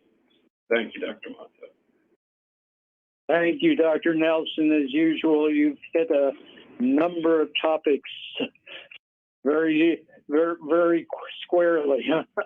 As somebody who has worked for many years with influenza, with repeat vaccinations, there are a number of questions that we're going to have to watch, or issues that we're going to have to watch as we repeatedly vaccinate here. Dr. Meisner, followed by Dr. Pergam. Thank you, Dr. Monto. I had been thinking that the archival D614G strain should be in the future vaccines based on the remarkable success that these vaccines have had. Although Dr. Monto's comment gives me pause, from someone who's had so much experience with these vaccines, I certainly take his thoughts seriously. I think we should use this archival strain, and I had thought we would use one of the new Omicron strains in it. But I think I just wanted to point out one fact, that is, regardless of what vaccine is used, I think we've seen there's going to be waning immunity. And it's unlikely to last very long. If this coronavirus becomes seasonal, like the well-known coronaviruses, then it will be much easier. If this virus continues to cause disease throughout the year, it's going to be a difficult challenge, because how many boosters is too much, is too many. I remember Sarah Oliver gave a very nice presentation at an ACIP meeting a couple of months ago, and I think it was in April, and she spoke about immune tolerance and imprinting and potential problems. Now, there's no evidence of that now, but if we get to the point of administering too many boosters, I worry that we could begin to see some untoward side effects, and in particular in children. And I think, again, I think we have to be careful about the issue of myocarditis. With a bivalent vaccine, we'll be making additional antibodies, and if it is the molecular mimicry issue, or even if it's just an immune reaction to the messenger RNA vaccine itself that's causing the myocarditis, I think we want to be sure that that's not becoming an increasing problem in children. So it seems to me that until more data does become available, I think if the decision is to proceed with a bivalent vaccine, it should probably be directed initially at adults rather than at children, while we work out not only the dosage but potential side effects. Thank you. Thank you, Dr. Pergam, followed by Dr. Levy. Thanks, Arnold. Yeah, this has been great listening to others' opinions on this because there's some diversity in thought. So I thought I would just comment on the questions ahead of us. I think at this point, we know that the ancestral strain has waning immunity. I think concerns about increasing hospitalizations in Europe and in South Africa does suggest that we need to add to the strain composition. So I think that first question to me feels like a yes. I think depending on the lineage, I sort of agree with others that the B4, BA4, BA5 would be ideal. And the comments by Dr. Marks are helpful because if we do see large changes in the short term, that we have the BA1 as a fallback as an option. But I think currently continuing forward for BA4, BA5 would make sense.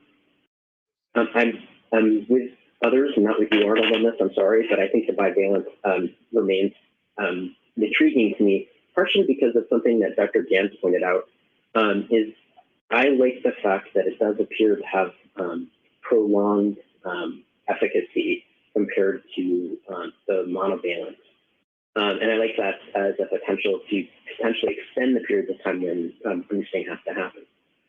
And then I think for children, it gets really complex, but I think this is a reminder, and I could be wrong about this, and maybe Dr. Marks or others can comment, but my understanding, at least from discussion, was Moderna had a study that was ongoing in their cohort of individuals that they did for primary vaccine series, where they were doing booster dosing with a Wuhan strain or Washington strain boost and a bivalent boost for children. And I was hoping that maybe they could give us an update about when that data may be available, because that could be quite important in terms of talking about what this looks like in the future for children specifically.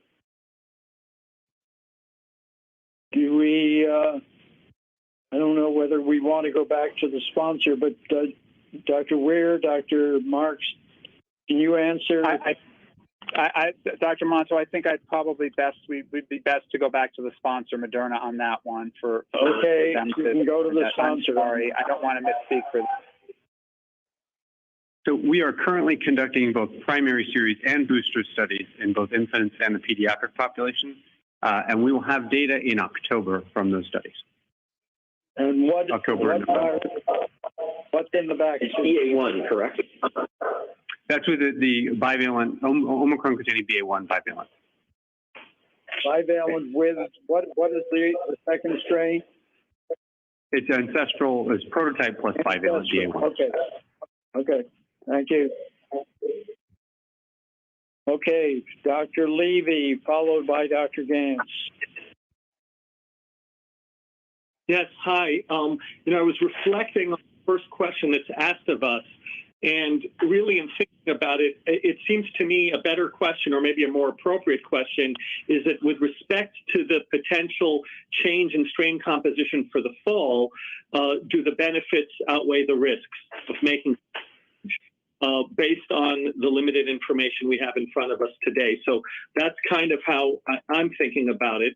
And I just wanted to put that out there because I was thinking about Dr. Bernstein's critique that with respect to the initial parameters that were laid out by VRBPAC, maybe we didn't hit all those, but it seems to me that this is really a benefit to risk ratio and it's a time-sensitive situation. So that's one construct that might be helpful to people. The other, I wanted to endorse what Dr. Chatterjee said about the bioethics here, the presumption of inclusion of children. So I wanted to add my voice to that and encourage FDA to encourage the sponsors in that regard. And then finally, there'll be a big focus on safety, just like Dr. Cody Meissner said, especially the myocarditis. And the query to FDA is we have good safety surveillance in place. What could be done to enhance that in light of a potential change in composition as we head into the...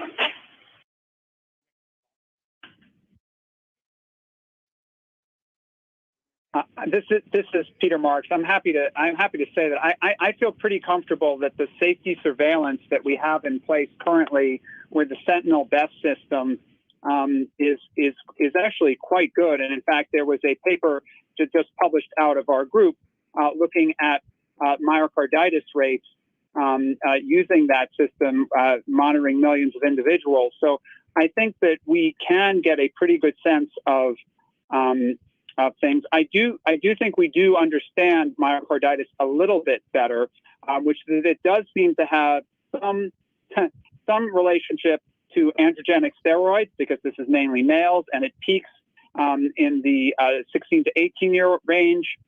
And it also seems to have something to do with the interdose interval, because it does seem to be peaking after the second dose, and there is a lower incidence clearly after the third doses that we've seen. It's not quite back to the rate after the first. So I think we will have good safety systems in place because we already have them there ready to move here. And in fact, we are working to actually build them further by bringing on more states to our surveillance system. There have been some challenges getting some of the immunization information from certain jurisdictions, but we're working through those.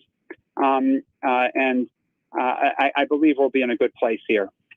Thank you, Peter. And what do you think of the construction of, would the potential benefits of a strain composition change outweigh the risk? Is that a proper way to think about this?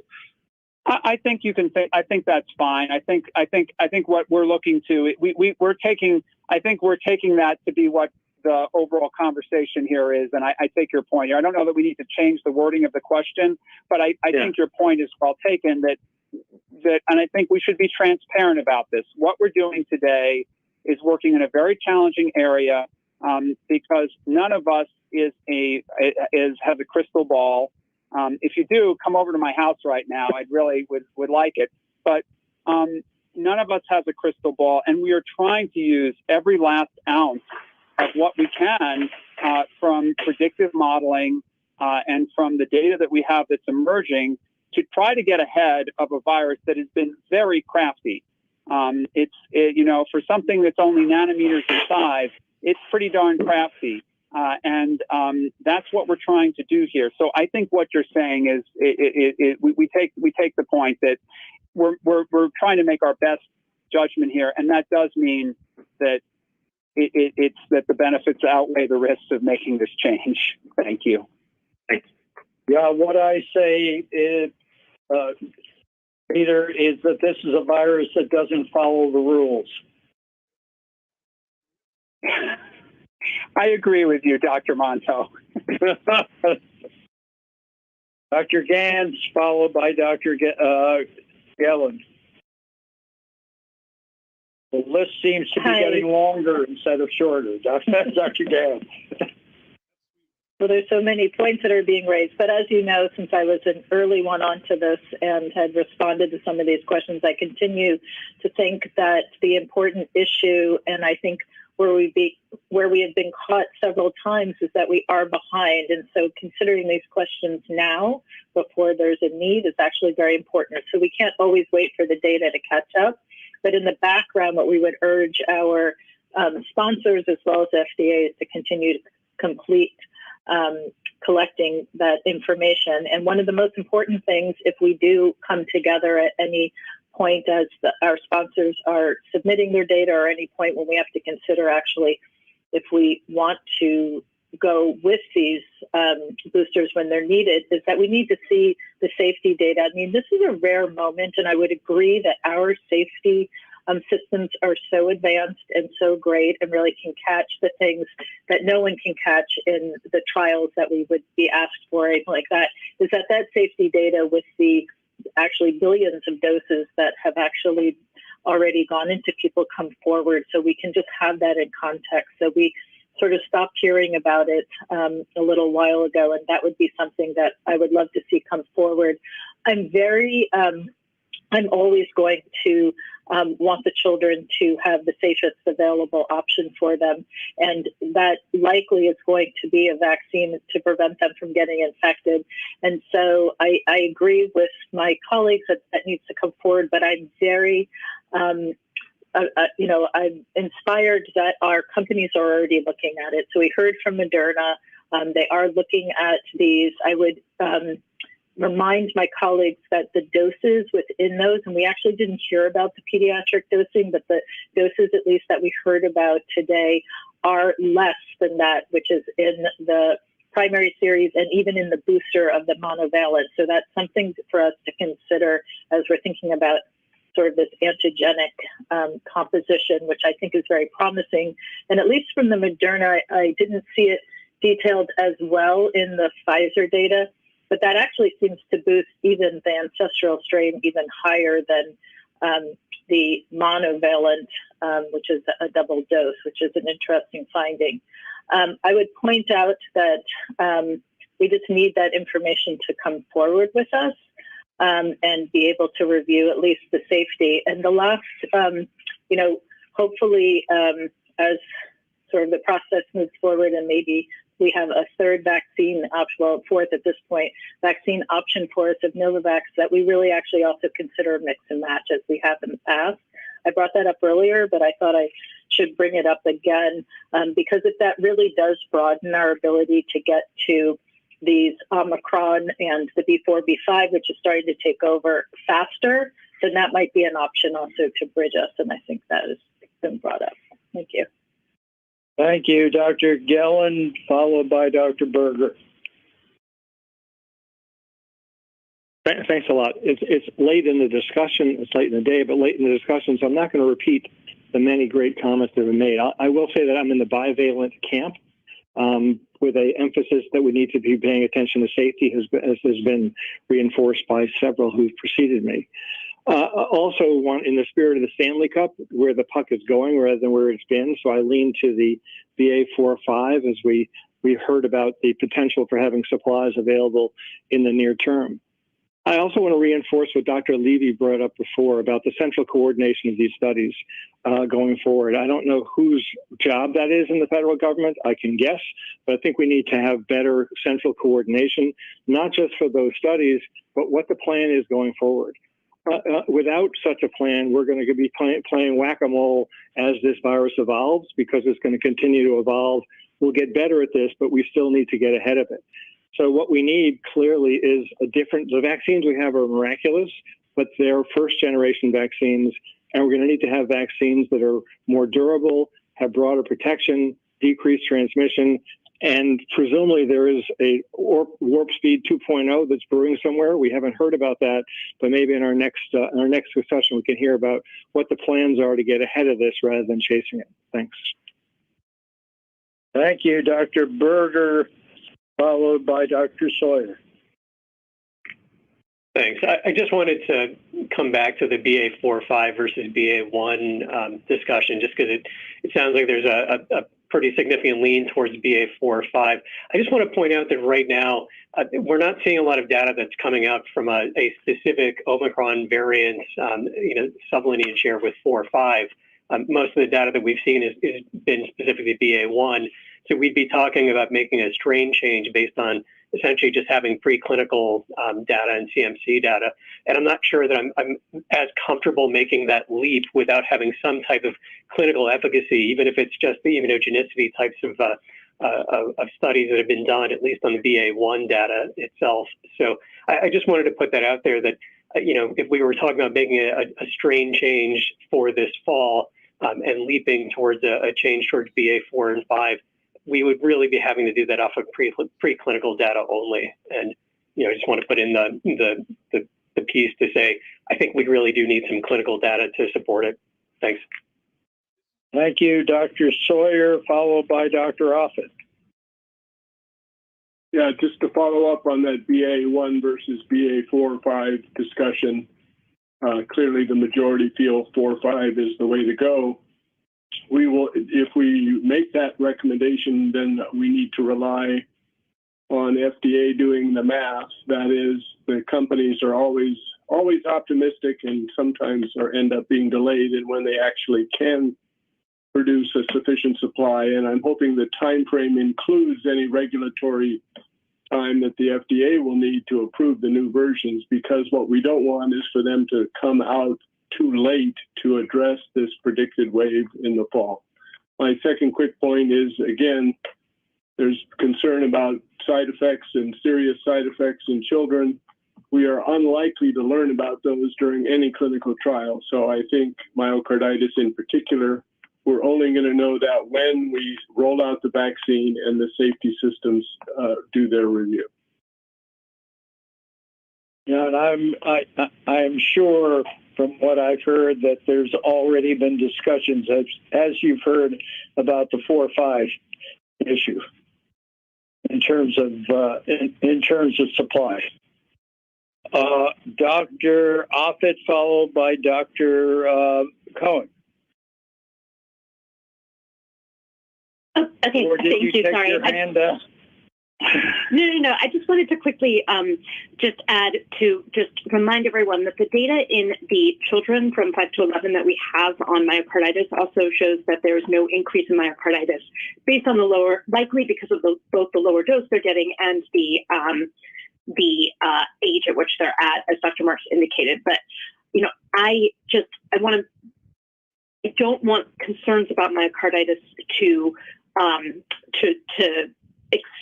increase the amount of time it takes to get a vaccine available for this age group, because especially in that younger age group, in that less than 6 and 5 year olds, they really still just have a primary series recommended, and they don't even have that first booster dose.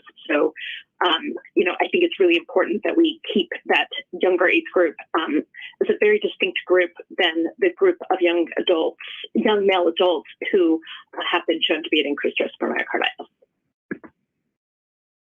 And Dr. Offit. Yes, thank you. First of all, I appreciate all my colleagues' comments. It sort of helped sharpen what my thinking is here. I think, first of all, I certainly agree that there is an advantage to a boost in the fall for what is essentially a winter virus, but for certain groups, obviously not for everybody, but I think certain high-risk groups benefit. And I certainly agree that we need to broaden the immune response once we cross sort of the Rubicon with Omicron and these subvariants that are clearly more immune evasive, especially for mild disease. The question is, to me, is Omicron the right strain? That's where I'm getting hung up here. I think that I agree with Dr. Perlman, actually, that I would actually support this, were this the BA4 or BA5 strain. I think if I told you that, what if I told you that the 1.75-fold increase that you see against Omicron with the Omicron boost wasn't clinically significant for the strains that are currently circulating? Or said another way, that if the Moderna had presented the data showing what their neutralizing antibody response was to BA4, BA5 wasn't any different than what they were seeing with the neutralizing antibodies against, that were induced by the ancestral strain. So I'm still not comfortable enough that we have the information that makes us essentially support this new product. And I don't think it's fair to ask people to take a risk which is true with any vaccine that we get, if we don't feel comfortable with the level of protection that we're likely to get by including Omicron. So thank you. Thank you, Dr. Offit. And now you're going to have to take such a risk because we have the voting question. And what I'm going to propose is that we go right to the voting question and vote, because then we will have time for an explanation of the vote, which will be our next discussion topic and our final discussion topic. So, Christina. Sasan today. We're having Sasan do the vote, so I'm putting a Sasan on. Okay. Hi, everyone. Thank you, Dr. Monto. Only our 9 regular members and 12 temporary voting members, a total of 21, will be voting in today's meeting. With regards to the voting process, Dr. Monto will read the final voting question for the record. And afterwards, all regular voting members and temporary voting members will cast their vote by selecting one of the voting options, which includes yes, no, or abstain. You will have 2 minutes to cast your vote after the question is read. Please note that once you have cast your vote, you may change your vote within the 2-minute time frame. However, once the poll is closed, all votes will be considered final. Once all of the votes have been placed, we will broadcast their results and read the individual votes aloud for the public records. And at this point, I just wanted to ask, does anyone have any questions related to the voting process before we begin? I think everybody's done it all right once before. Everybody has done it already. Okay, Dr. Monte, if you could please read the voting question for the record. Does the committee recommend the inclusion of a SARS-CoV-2 Omicron component for COVID-19 booster vaccines in the United States?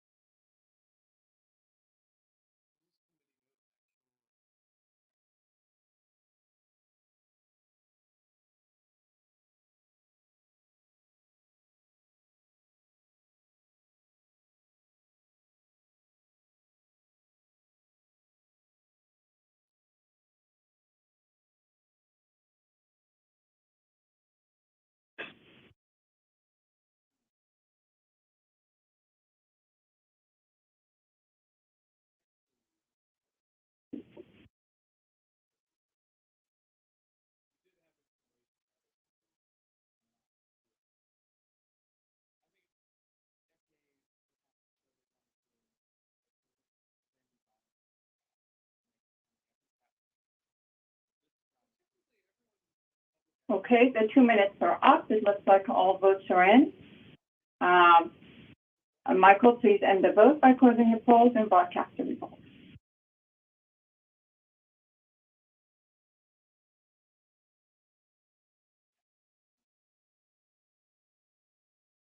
Okay, there are 21 total voting members for today.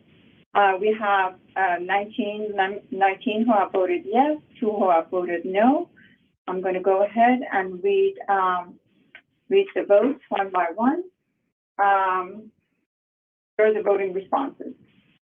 Dr. Adam Berger, yes. Dr. Amanda Cohn, yes. Dr. Archana Chatterjee, yes. Dr. Arnold Monto, yes. Dr. Arthur Reingold, yes. Bruce Gillen, yes. Dr. Cody Meissner, yes. Dr. David Kim, yes. Dr. Hank Bernstein, no. Dr. Haley Jans, yes. Dr. James Hildreth, yes. Dr. Jeanette Lee, yes. Dr. Mark Sawyer, yes. Dr. Melinda Wharton, yes. Dr. Michael Nelson, yes.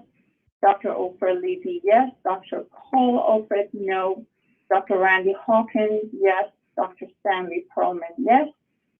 Dr. Stephen Pergam, yes. Dr. Wayne Marasco, yes. I believe I covered everyone. That concludes the voting portion for today's meeting. I'll now hand over the meeting to Dr. Monta for asking the committee for their vote explanation. Thank you, Dr. Monta. Okay, now hands raised for explanation of votes. This is voluntary. Whoever wants to explain their votes, please raise your hand. Dr. Cohen is first. I just wanted to quickly say that I voted yes. That does not mean that I think that, I do believe strongly that we need to continue to encourage the companies to collect as much data as possible on the safety and immunogenicity of whatever strain is chosen. And I do hope that it is a bivalent strain. And I also just want to be clear that this doesn't mean that we are saying that there will be boosters recommended for everyone in the fall. But my belief is that this gives us the right vaccine in preparation for potential need for boosters in the fall. Thank you.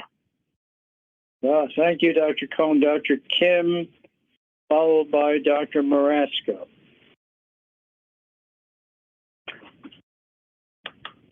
Oh, thank you very much. Given the data, including the safety data, and given that Omicron is antigenically distinct, what we learned from the prototype strain, and I do think that it makes sense to go with a bivalent vaccine to optimize protection. Again, that's given what we know at the moment, and obviously we're all waiting for additional data to be collected and to be analyzed so that changes, if necessary, can be made. Now, that said, there are questions on logistics of vaccine production, distribution, and administration with changes in the vaccine recipe. More impact on viral vector vaccine and protein subunit vaccine are at play here. There are camps of people, due to various reasons, who are on the fence with the COVID-19 vaccine, and they are holding out for an improved viral vector vaccine or a protein subunit vaccine to enter the stage. So there, and that obviously has an impact on what we have been calling mix and match. Perhaps it's more of a mix and mix, but using various combinations of vaccines that are available to promote protection. And I think this has with this recommendation, how these vaccines are to be used will come into play as far as our strategies to implement the various vaccines that are going to be available out there, and we're adding to the mix the consideration for a bivalent vaccine that takes into account what we have learned so far.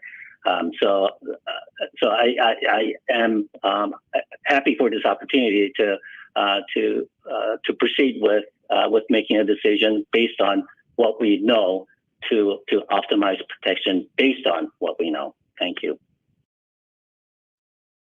Dr. Marasco, followed by Dr. Levy. Yeah, so, I voted in favor of Omicron booster because I think it's important to broaden immunity. I'm not sure at this point if the data over the next couple months is not going to show that BA4 and 5 peaks. I mean, if the total wave is 3 to 4 months, we may be on the downside by the fall. So I'm not sure, about the 4-5 component versus just an Omicron component. But I will say that I was pretty impressed today that we can do better. And I'm not sure that the mRNA vaccines, as they have been presented so far, are giving us the best kind of immunity that we can get here. So I think this is a step in the right direction, but we have to reevaluate this as we move forward, because I think there's something to be said about, you know, a trans presentation to be versus a cis. And what I mean by that is antibodies that are elicited to be able to bridge more than one variant to come out. And it may be different for different vaccines. And I think that's what I actually saw today. Thank you. Thank you, Dr. Levy, followed by Dr. Gillen.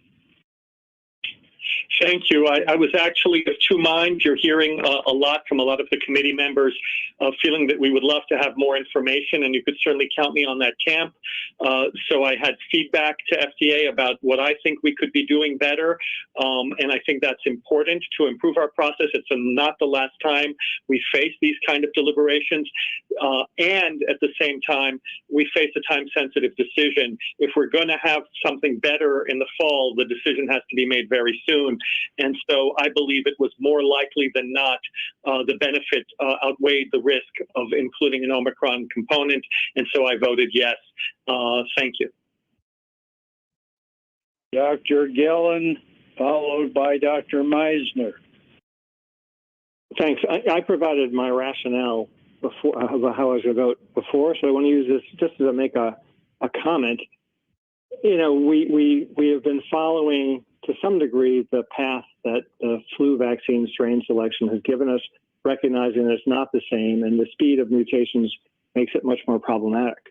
But at a higher level, maybe there's an exception, but it seems that in the flu world, the FDA conversation, which follows the WHO conversation, is usually the same.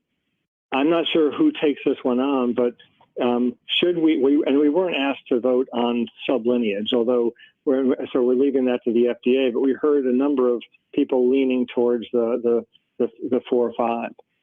And I guess given that, the conversation between the regulators and WHO about what the plans are going forward globally, if the recommendations are to make different vaccines.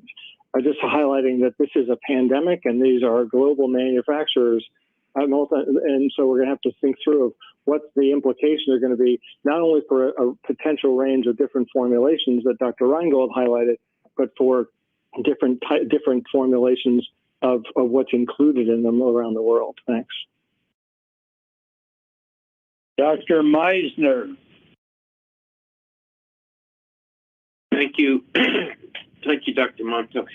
And if it's appropriate, and please say if it's not, but I wondered if Dr. Conan and Dr. Wharton could comment on what would be the threshold on which they and the CDC might recommend a booster. And the reason in the fall of this new bio. Why don't we ask Dr. Marks first? What about that kind of implementation issue? Dr. Marks? Yeah, no, thanks. I think what's going to drive this will be the epidemiology that we see over the coming months.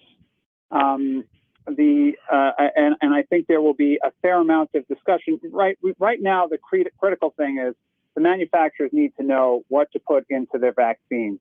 Over the coming months, I think we'll get a sense, and there'll be plenty of time for debate over who is most appropriate for boosters. I think as we sit here, I take it from the discussion I've heard that it seems like most people would feel, again, you can correct me if I'm wrong, that the people who got 4th boosters, people 50 years and up, and certainly 65 and up might be appropriate for a booster in the fall. I think there'll be some discussion about boosters for others. But remember, just again, I have to remind us all, half of Americans have not even received a first booster.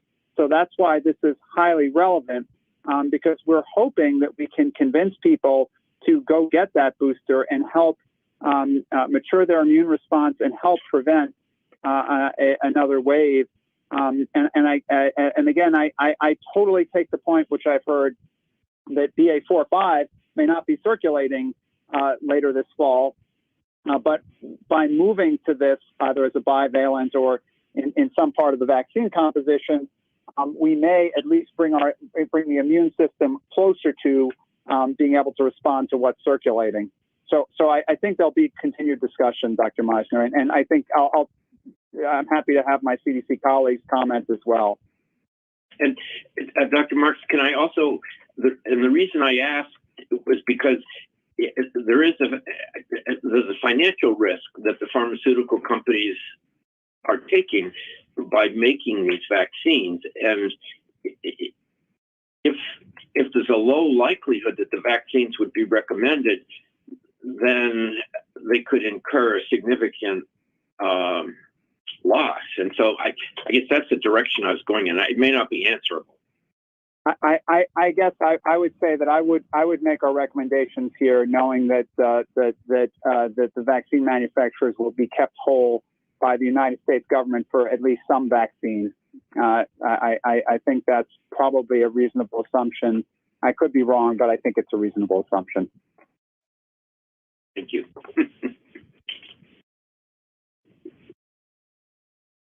Dr. Reingold has his hand raised, right?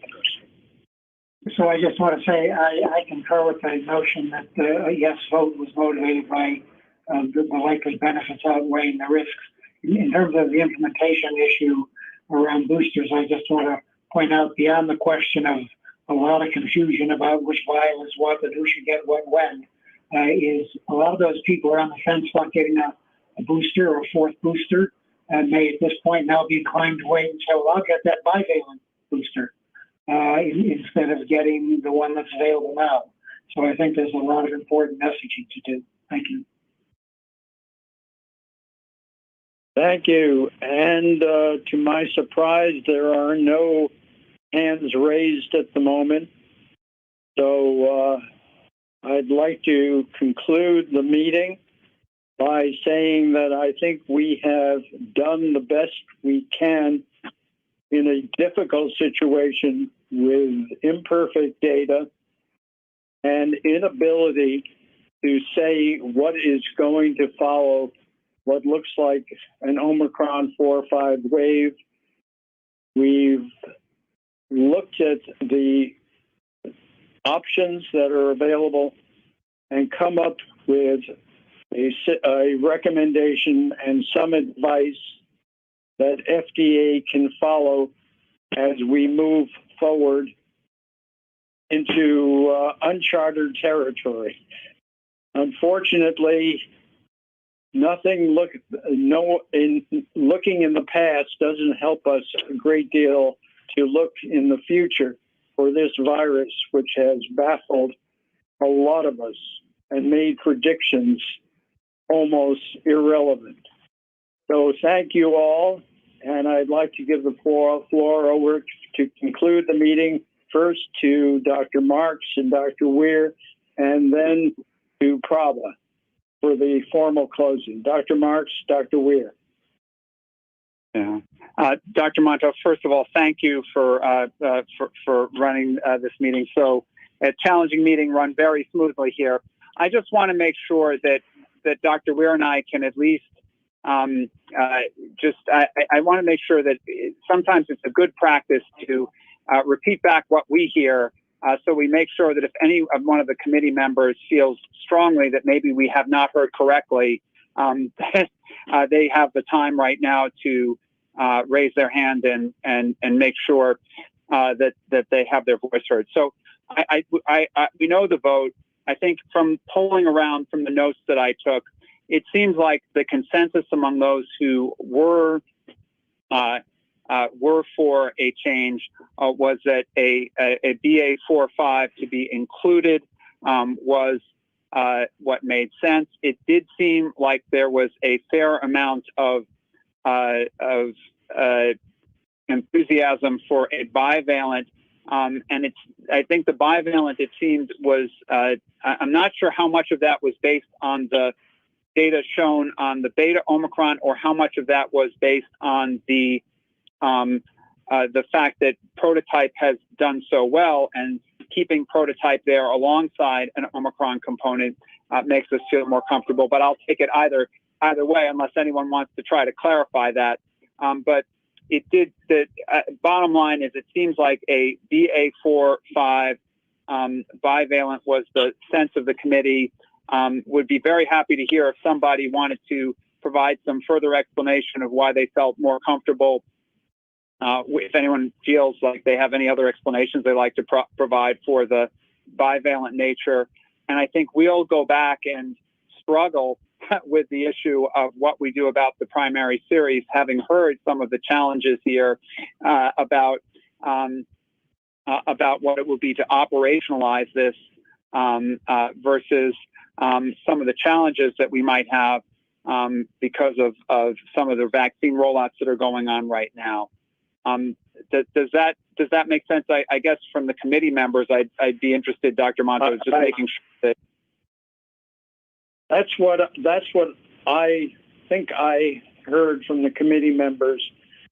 For myself, in terms of the bivalent, I've gone up and back in terms of which would be preferable. I would what I would like to see is a head-to-head comparison of the bivalent with a monovalent vaccine, which we're not going to have in time to roll one or the other out. And it's similar in terms of everything else we've seen. The BA.1 versus BA.4/5, I must admit, I came in thinking about that BA.4/5 was the way to go. Then I heard Dr. Subarao, who has a vast amount of experience working in the flu area, coming up with the what I forced her to say that BA.1 was the way to go. I think what is critical there is that the vaccine, whatever we have as a booster or whatever we called it in the fall, should contain an Omicron, and that was the vote that we took.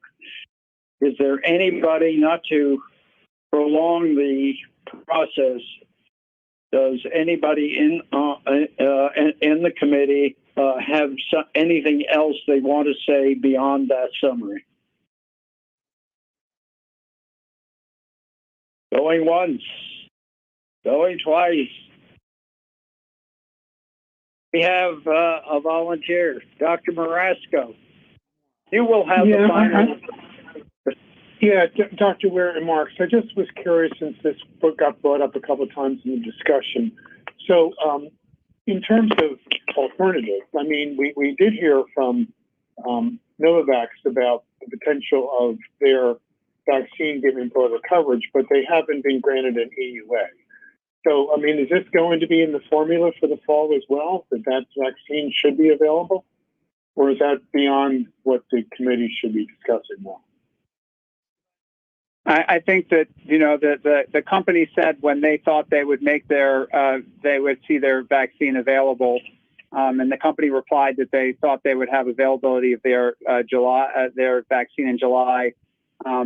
I can take the company for the word for that. I can't tell you when we'll take regulatory action, but I think there's some complexities here, and this is one of those issues where I wish we could be more transparent, but there are certain things that the Trade Secrets Act prevents us from saying in a public venue, and I can't say them in this venue. But you should know that we will not delay making sure that vaccine is available. Once the vaccine is ready to be available, we will make sure that there's no delays. Thank you.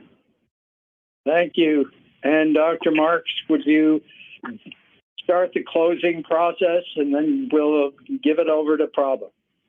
Yeah. Dr. Weir, do you want to say anything else here? I just want to make sure that you have a chance in case. Because he's the first, Dr. Weir is the first person I have to thank, too. So I wanted to say one or two things real fast. One is that when we started this, a few months ago, we all internally recognized that this was an extremely complex set of issues, not just one issue. It was a complex set of issues. When we met in April, I think the committee understood that. Nothing that I heard today changed my mind that it's every bit as complex as we thought it was going in there. And I do think that in spite of the complexity, we made a lot of progress. And I also heard what Dr. Marks heard, and maybe a few other things that I think we will remember and work on. I mean, I heard things like the committee still thinks global coordination is important, and we need to figure out something about this going forward. The logistics we know are going to be difficult, and we have to work on that. But I also heard comments about how we still need more information about correlates of protection and the measures of cellular immunity. And so all I can say is we understand this, and we will just keep working on it, as well as working on how to streamline and make this entire process of strain composition better going forward, because you're right, it's not going to be the last time. So anyway, my thanks to everyone that did such a great job. Thank you. So I will begin the closeout process here, Dr. Monto. First of all, I want to thank the FDA staff, the advisory committee staff, who, as usual, has done an incredible job putting this meeting together. They have made sure that it's gone technically incredibly well. Very grateful to the entire advisory committee staff and the technical staff working with them. Also want to thank the FDA staff who did an incredible job. And I need to call out Drs. Weir and Fink, who did a lion's share of preparation here, as well as the teams. Also want to take a moment to really sincerely thank a number of different presenters today. Our open public hearing speakers, we're always open to hearing them and appreciate their viewpoints. Also want to thank our CDC colleagues and our WHO colleagues for coming and presenting what was very important data, and as well as the modeling data that was presented. Also want to thank Novavax, Moderna, and Pfizer, all for their presentations and for really helping to inform us. I'll just take a note that I'm aware that this is the last time.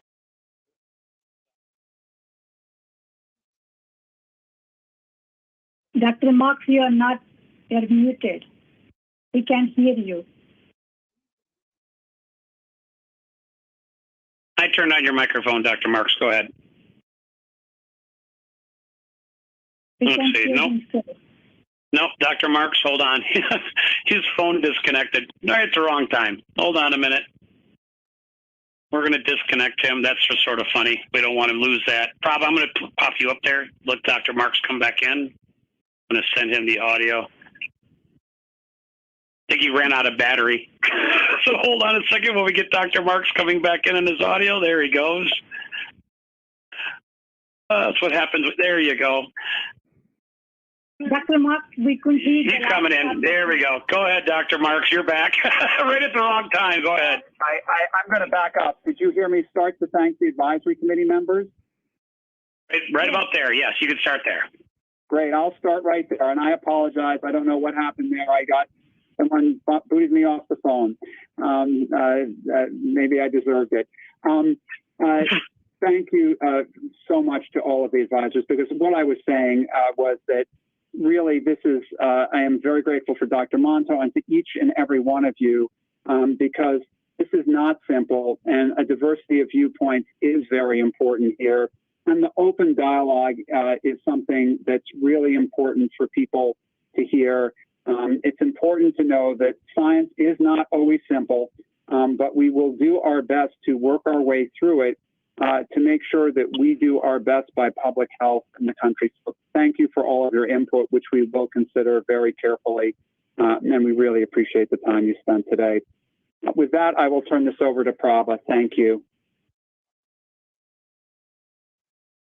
Thank you, everybody. Thank you, Dr. Marks. Thank you, Dr. Monto, and all the committee members and the speakers for your excellent contributions today. And then thank you so much. And With those closing remarks from Dr. Marks and Dr. Weir, I would like to formally adjourn the meeting. It's 5:09 p.m. Eastern Time. Thank you so much and have a good evening. Bye-bye. All right. Thank you, everyone. And with that, if you have any questions or comments, please send them to fdaoma@fda.hhs.gov. Studio, please take us and clear the feed. Hello. Can you hear me?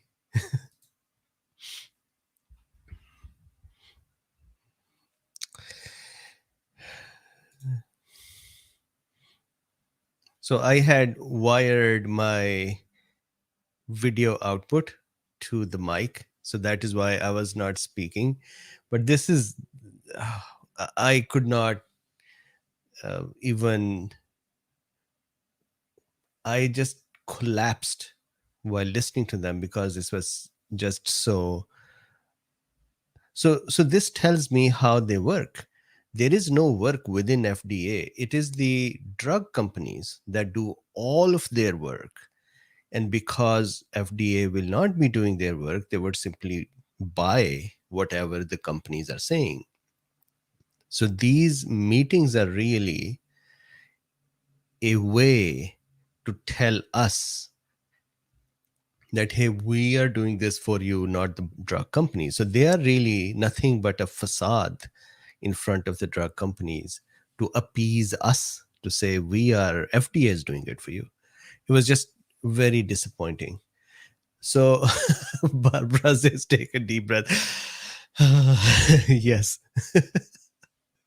I could not imagine what I was seeing. It was not even an episode of The Office.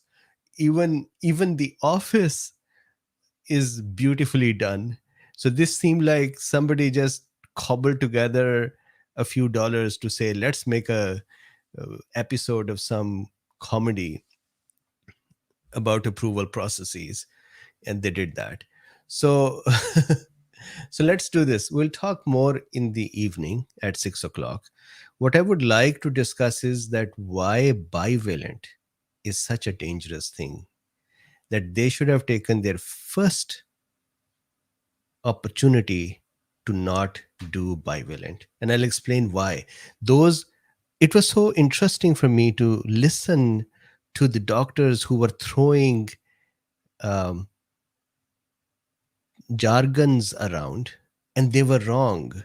For example, one of the doctors said that this is about the affinity maturation, and if we have the original in there as well, that would cause affinity maturation. So I'll give you a hint now, and we'll discuss with diagrams later. If a vaccine's antibody has become useless, meaning it does not bind to the correct place of the virus, then if you try to do affinity maturation of the cells that are working with that antibody, that means they're going to produce more antibodies that are going to be not working at the right place. This is like you want to hold my hand, but instead you are holding here, and now somebody says tighter. So that is affinity maturation. It was beyond me to see, and I'll tell you why. When I came to US, I believed, and I believe till this pandemic, that everyone here is superstar. Everyone here is the top of their game. We are coming from a country or a culture which is not that educated yet, which is not that polished, that sophisticated, that modern, that advanced. So there was that little, admission that yes, we are here amongst the superstars. And so when I see this kind of behavior, it makes me very sad. I actually get shocked. So with this, let's talk later at 6 o'clock. Otherwise, I'll just keep venting, and we've already had enough. So see you in the evening at 6 o'clock. Please like, subscribe, and share. And they get billions of dollars. You should support Dr. Bean. I think we will do better than them. So there are actually links in the description if you would like to support this work. Thank you very much. See you at 6. Bye-bye.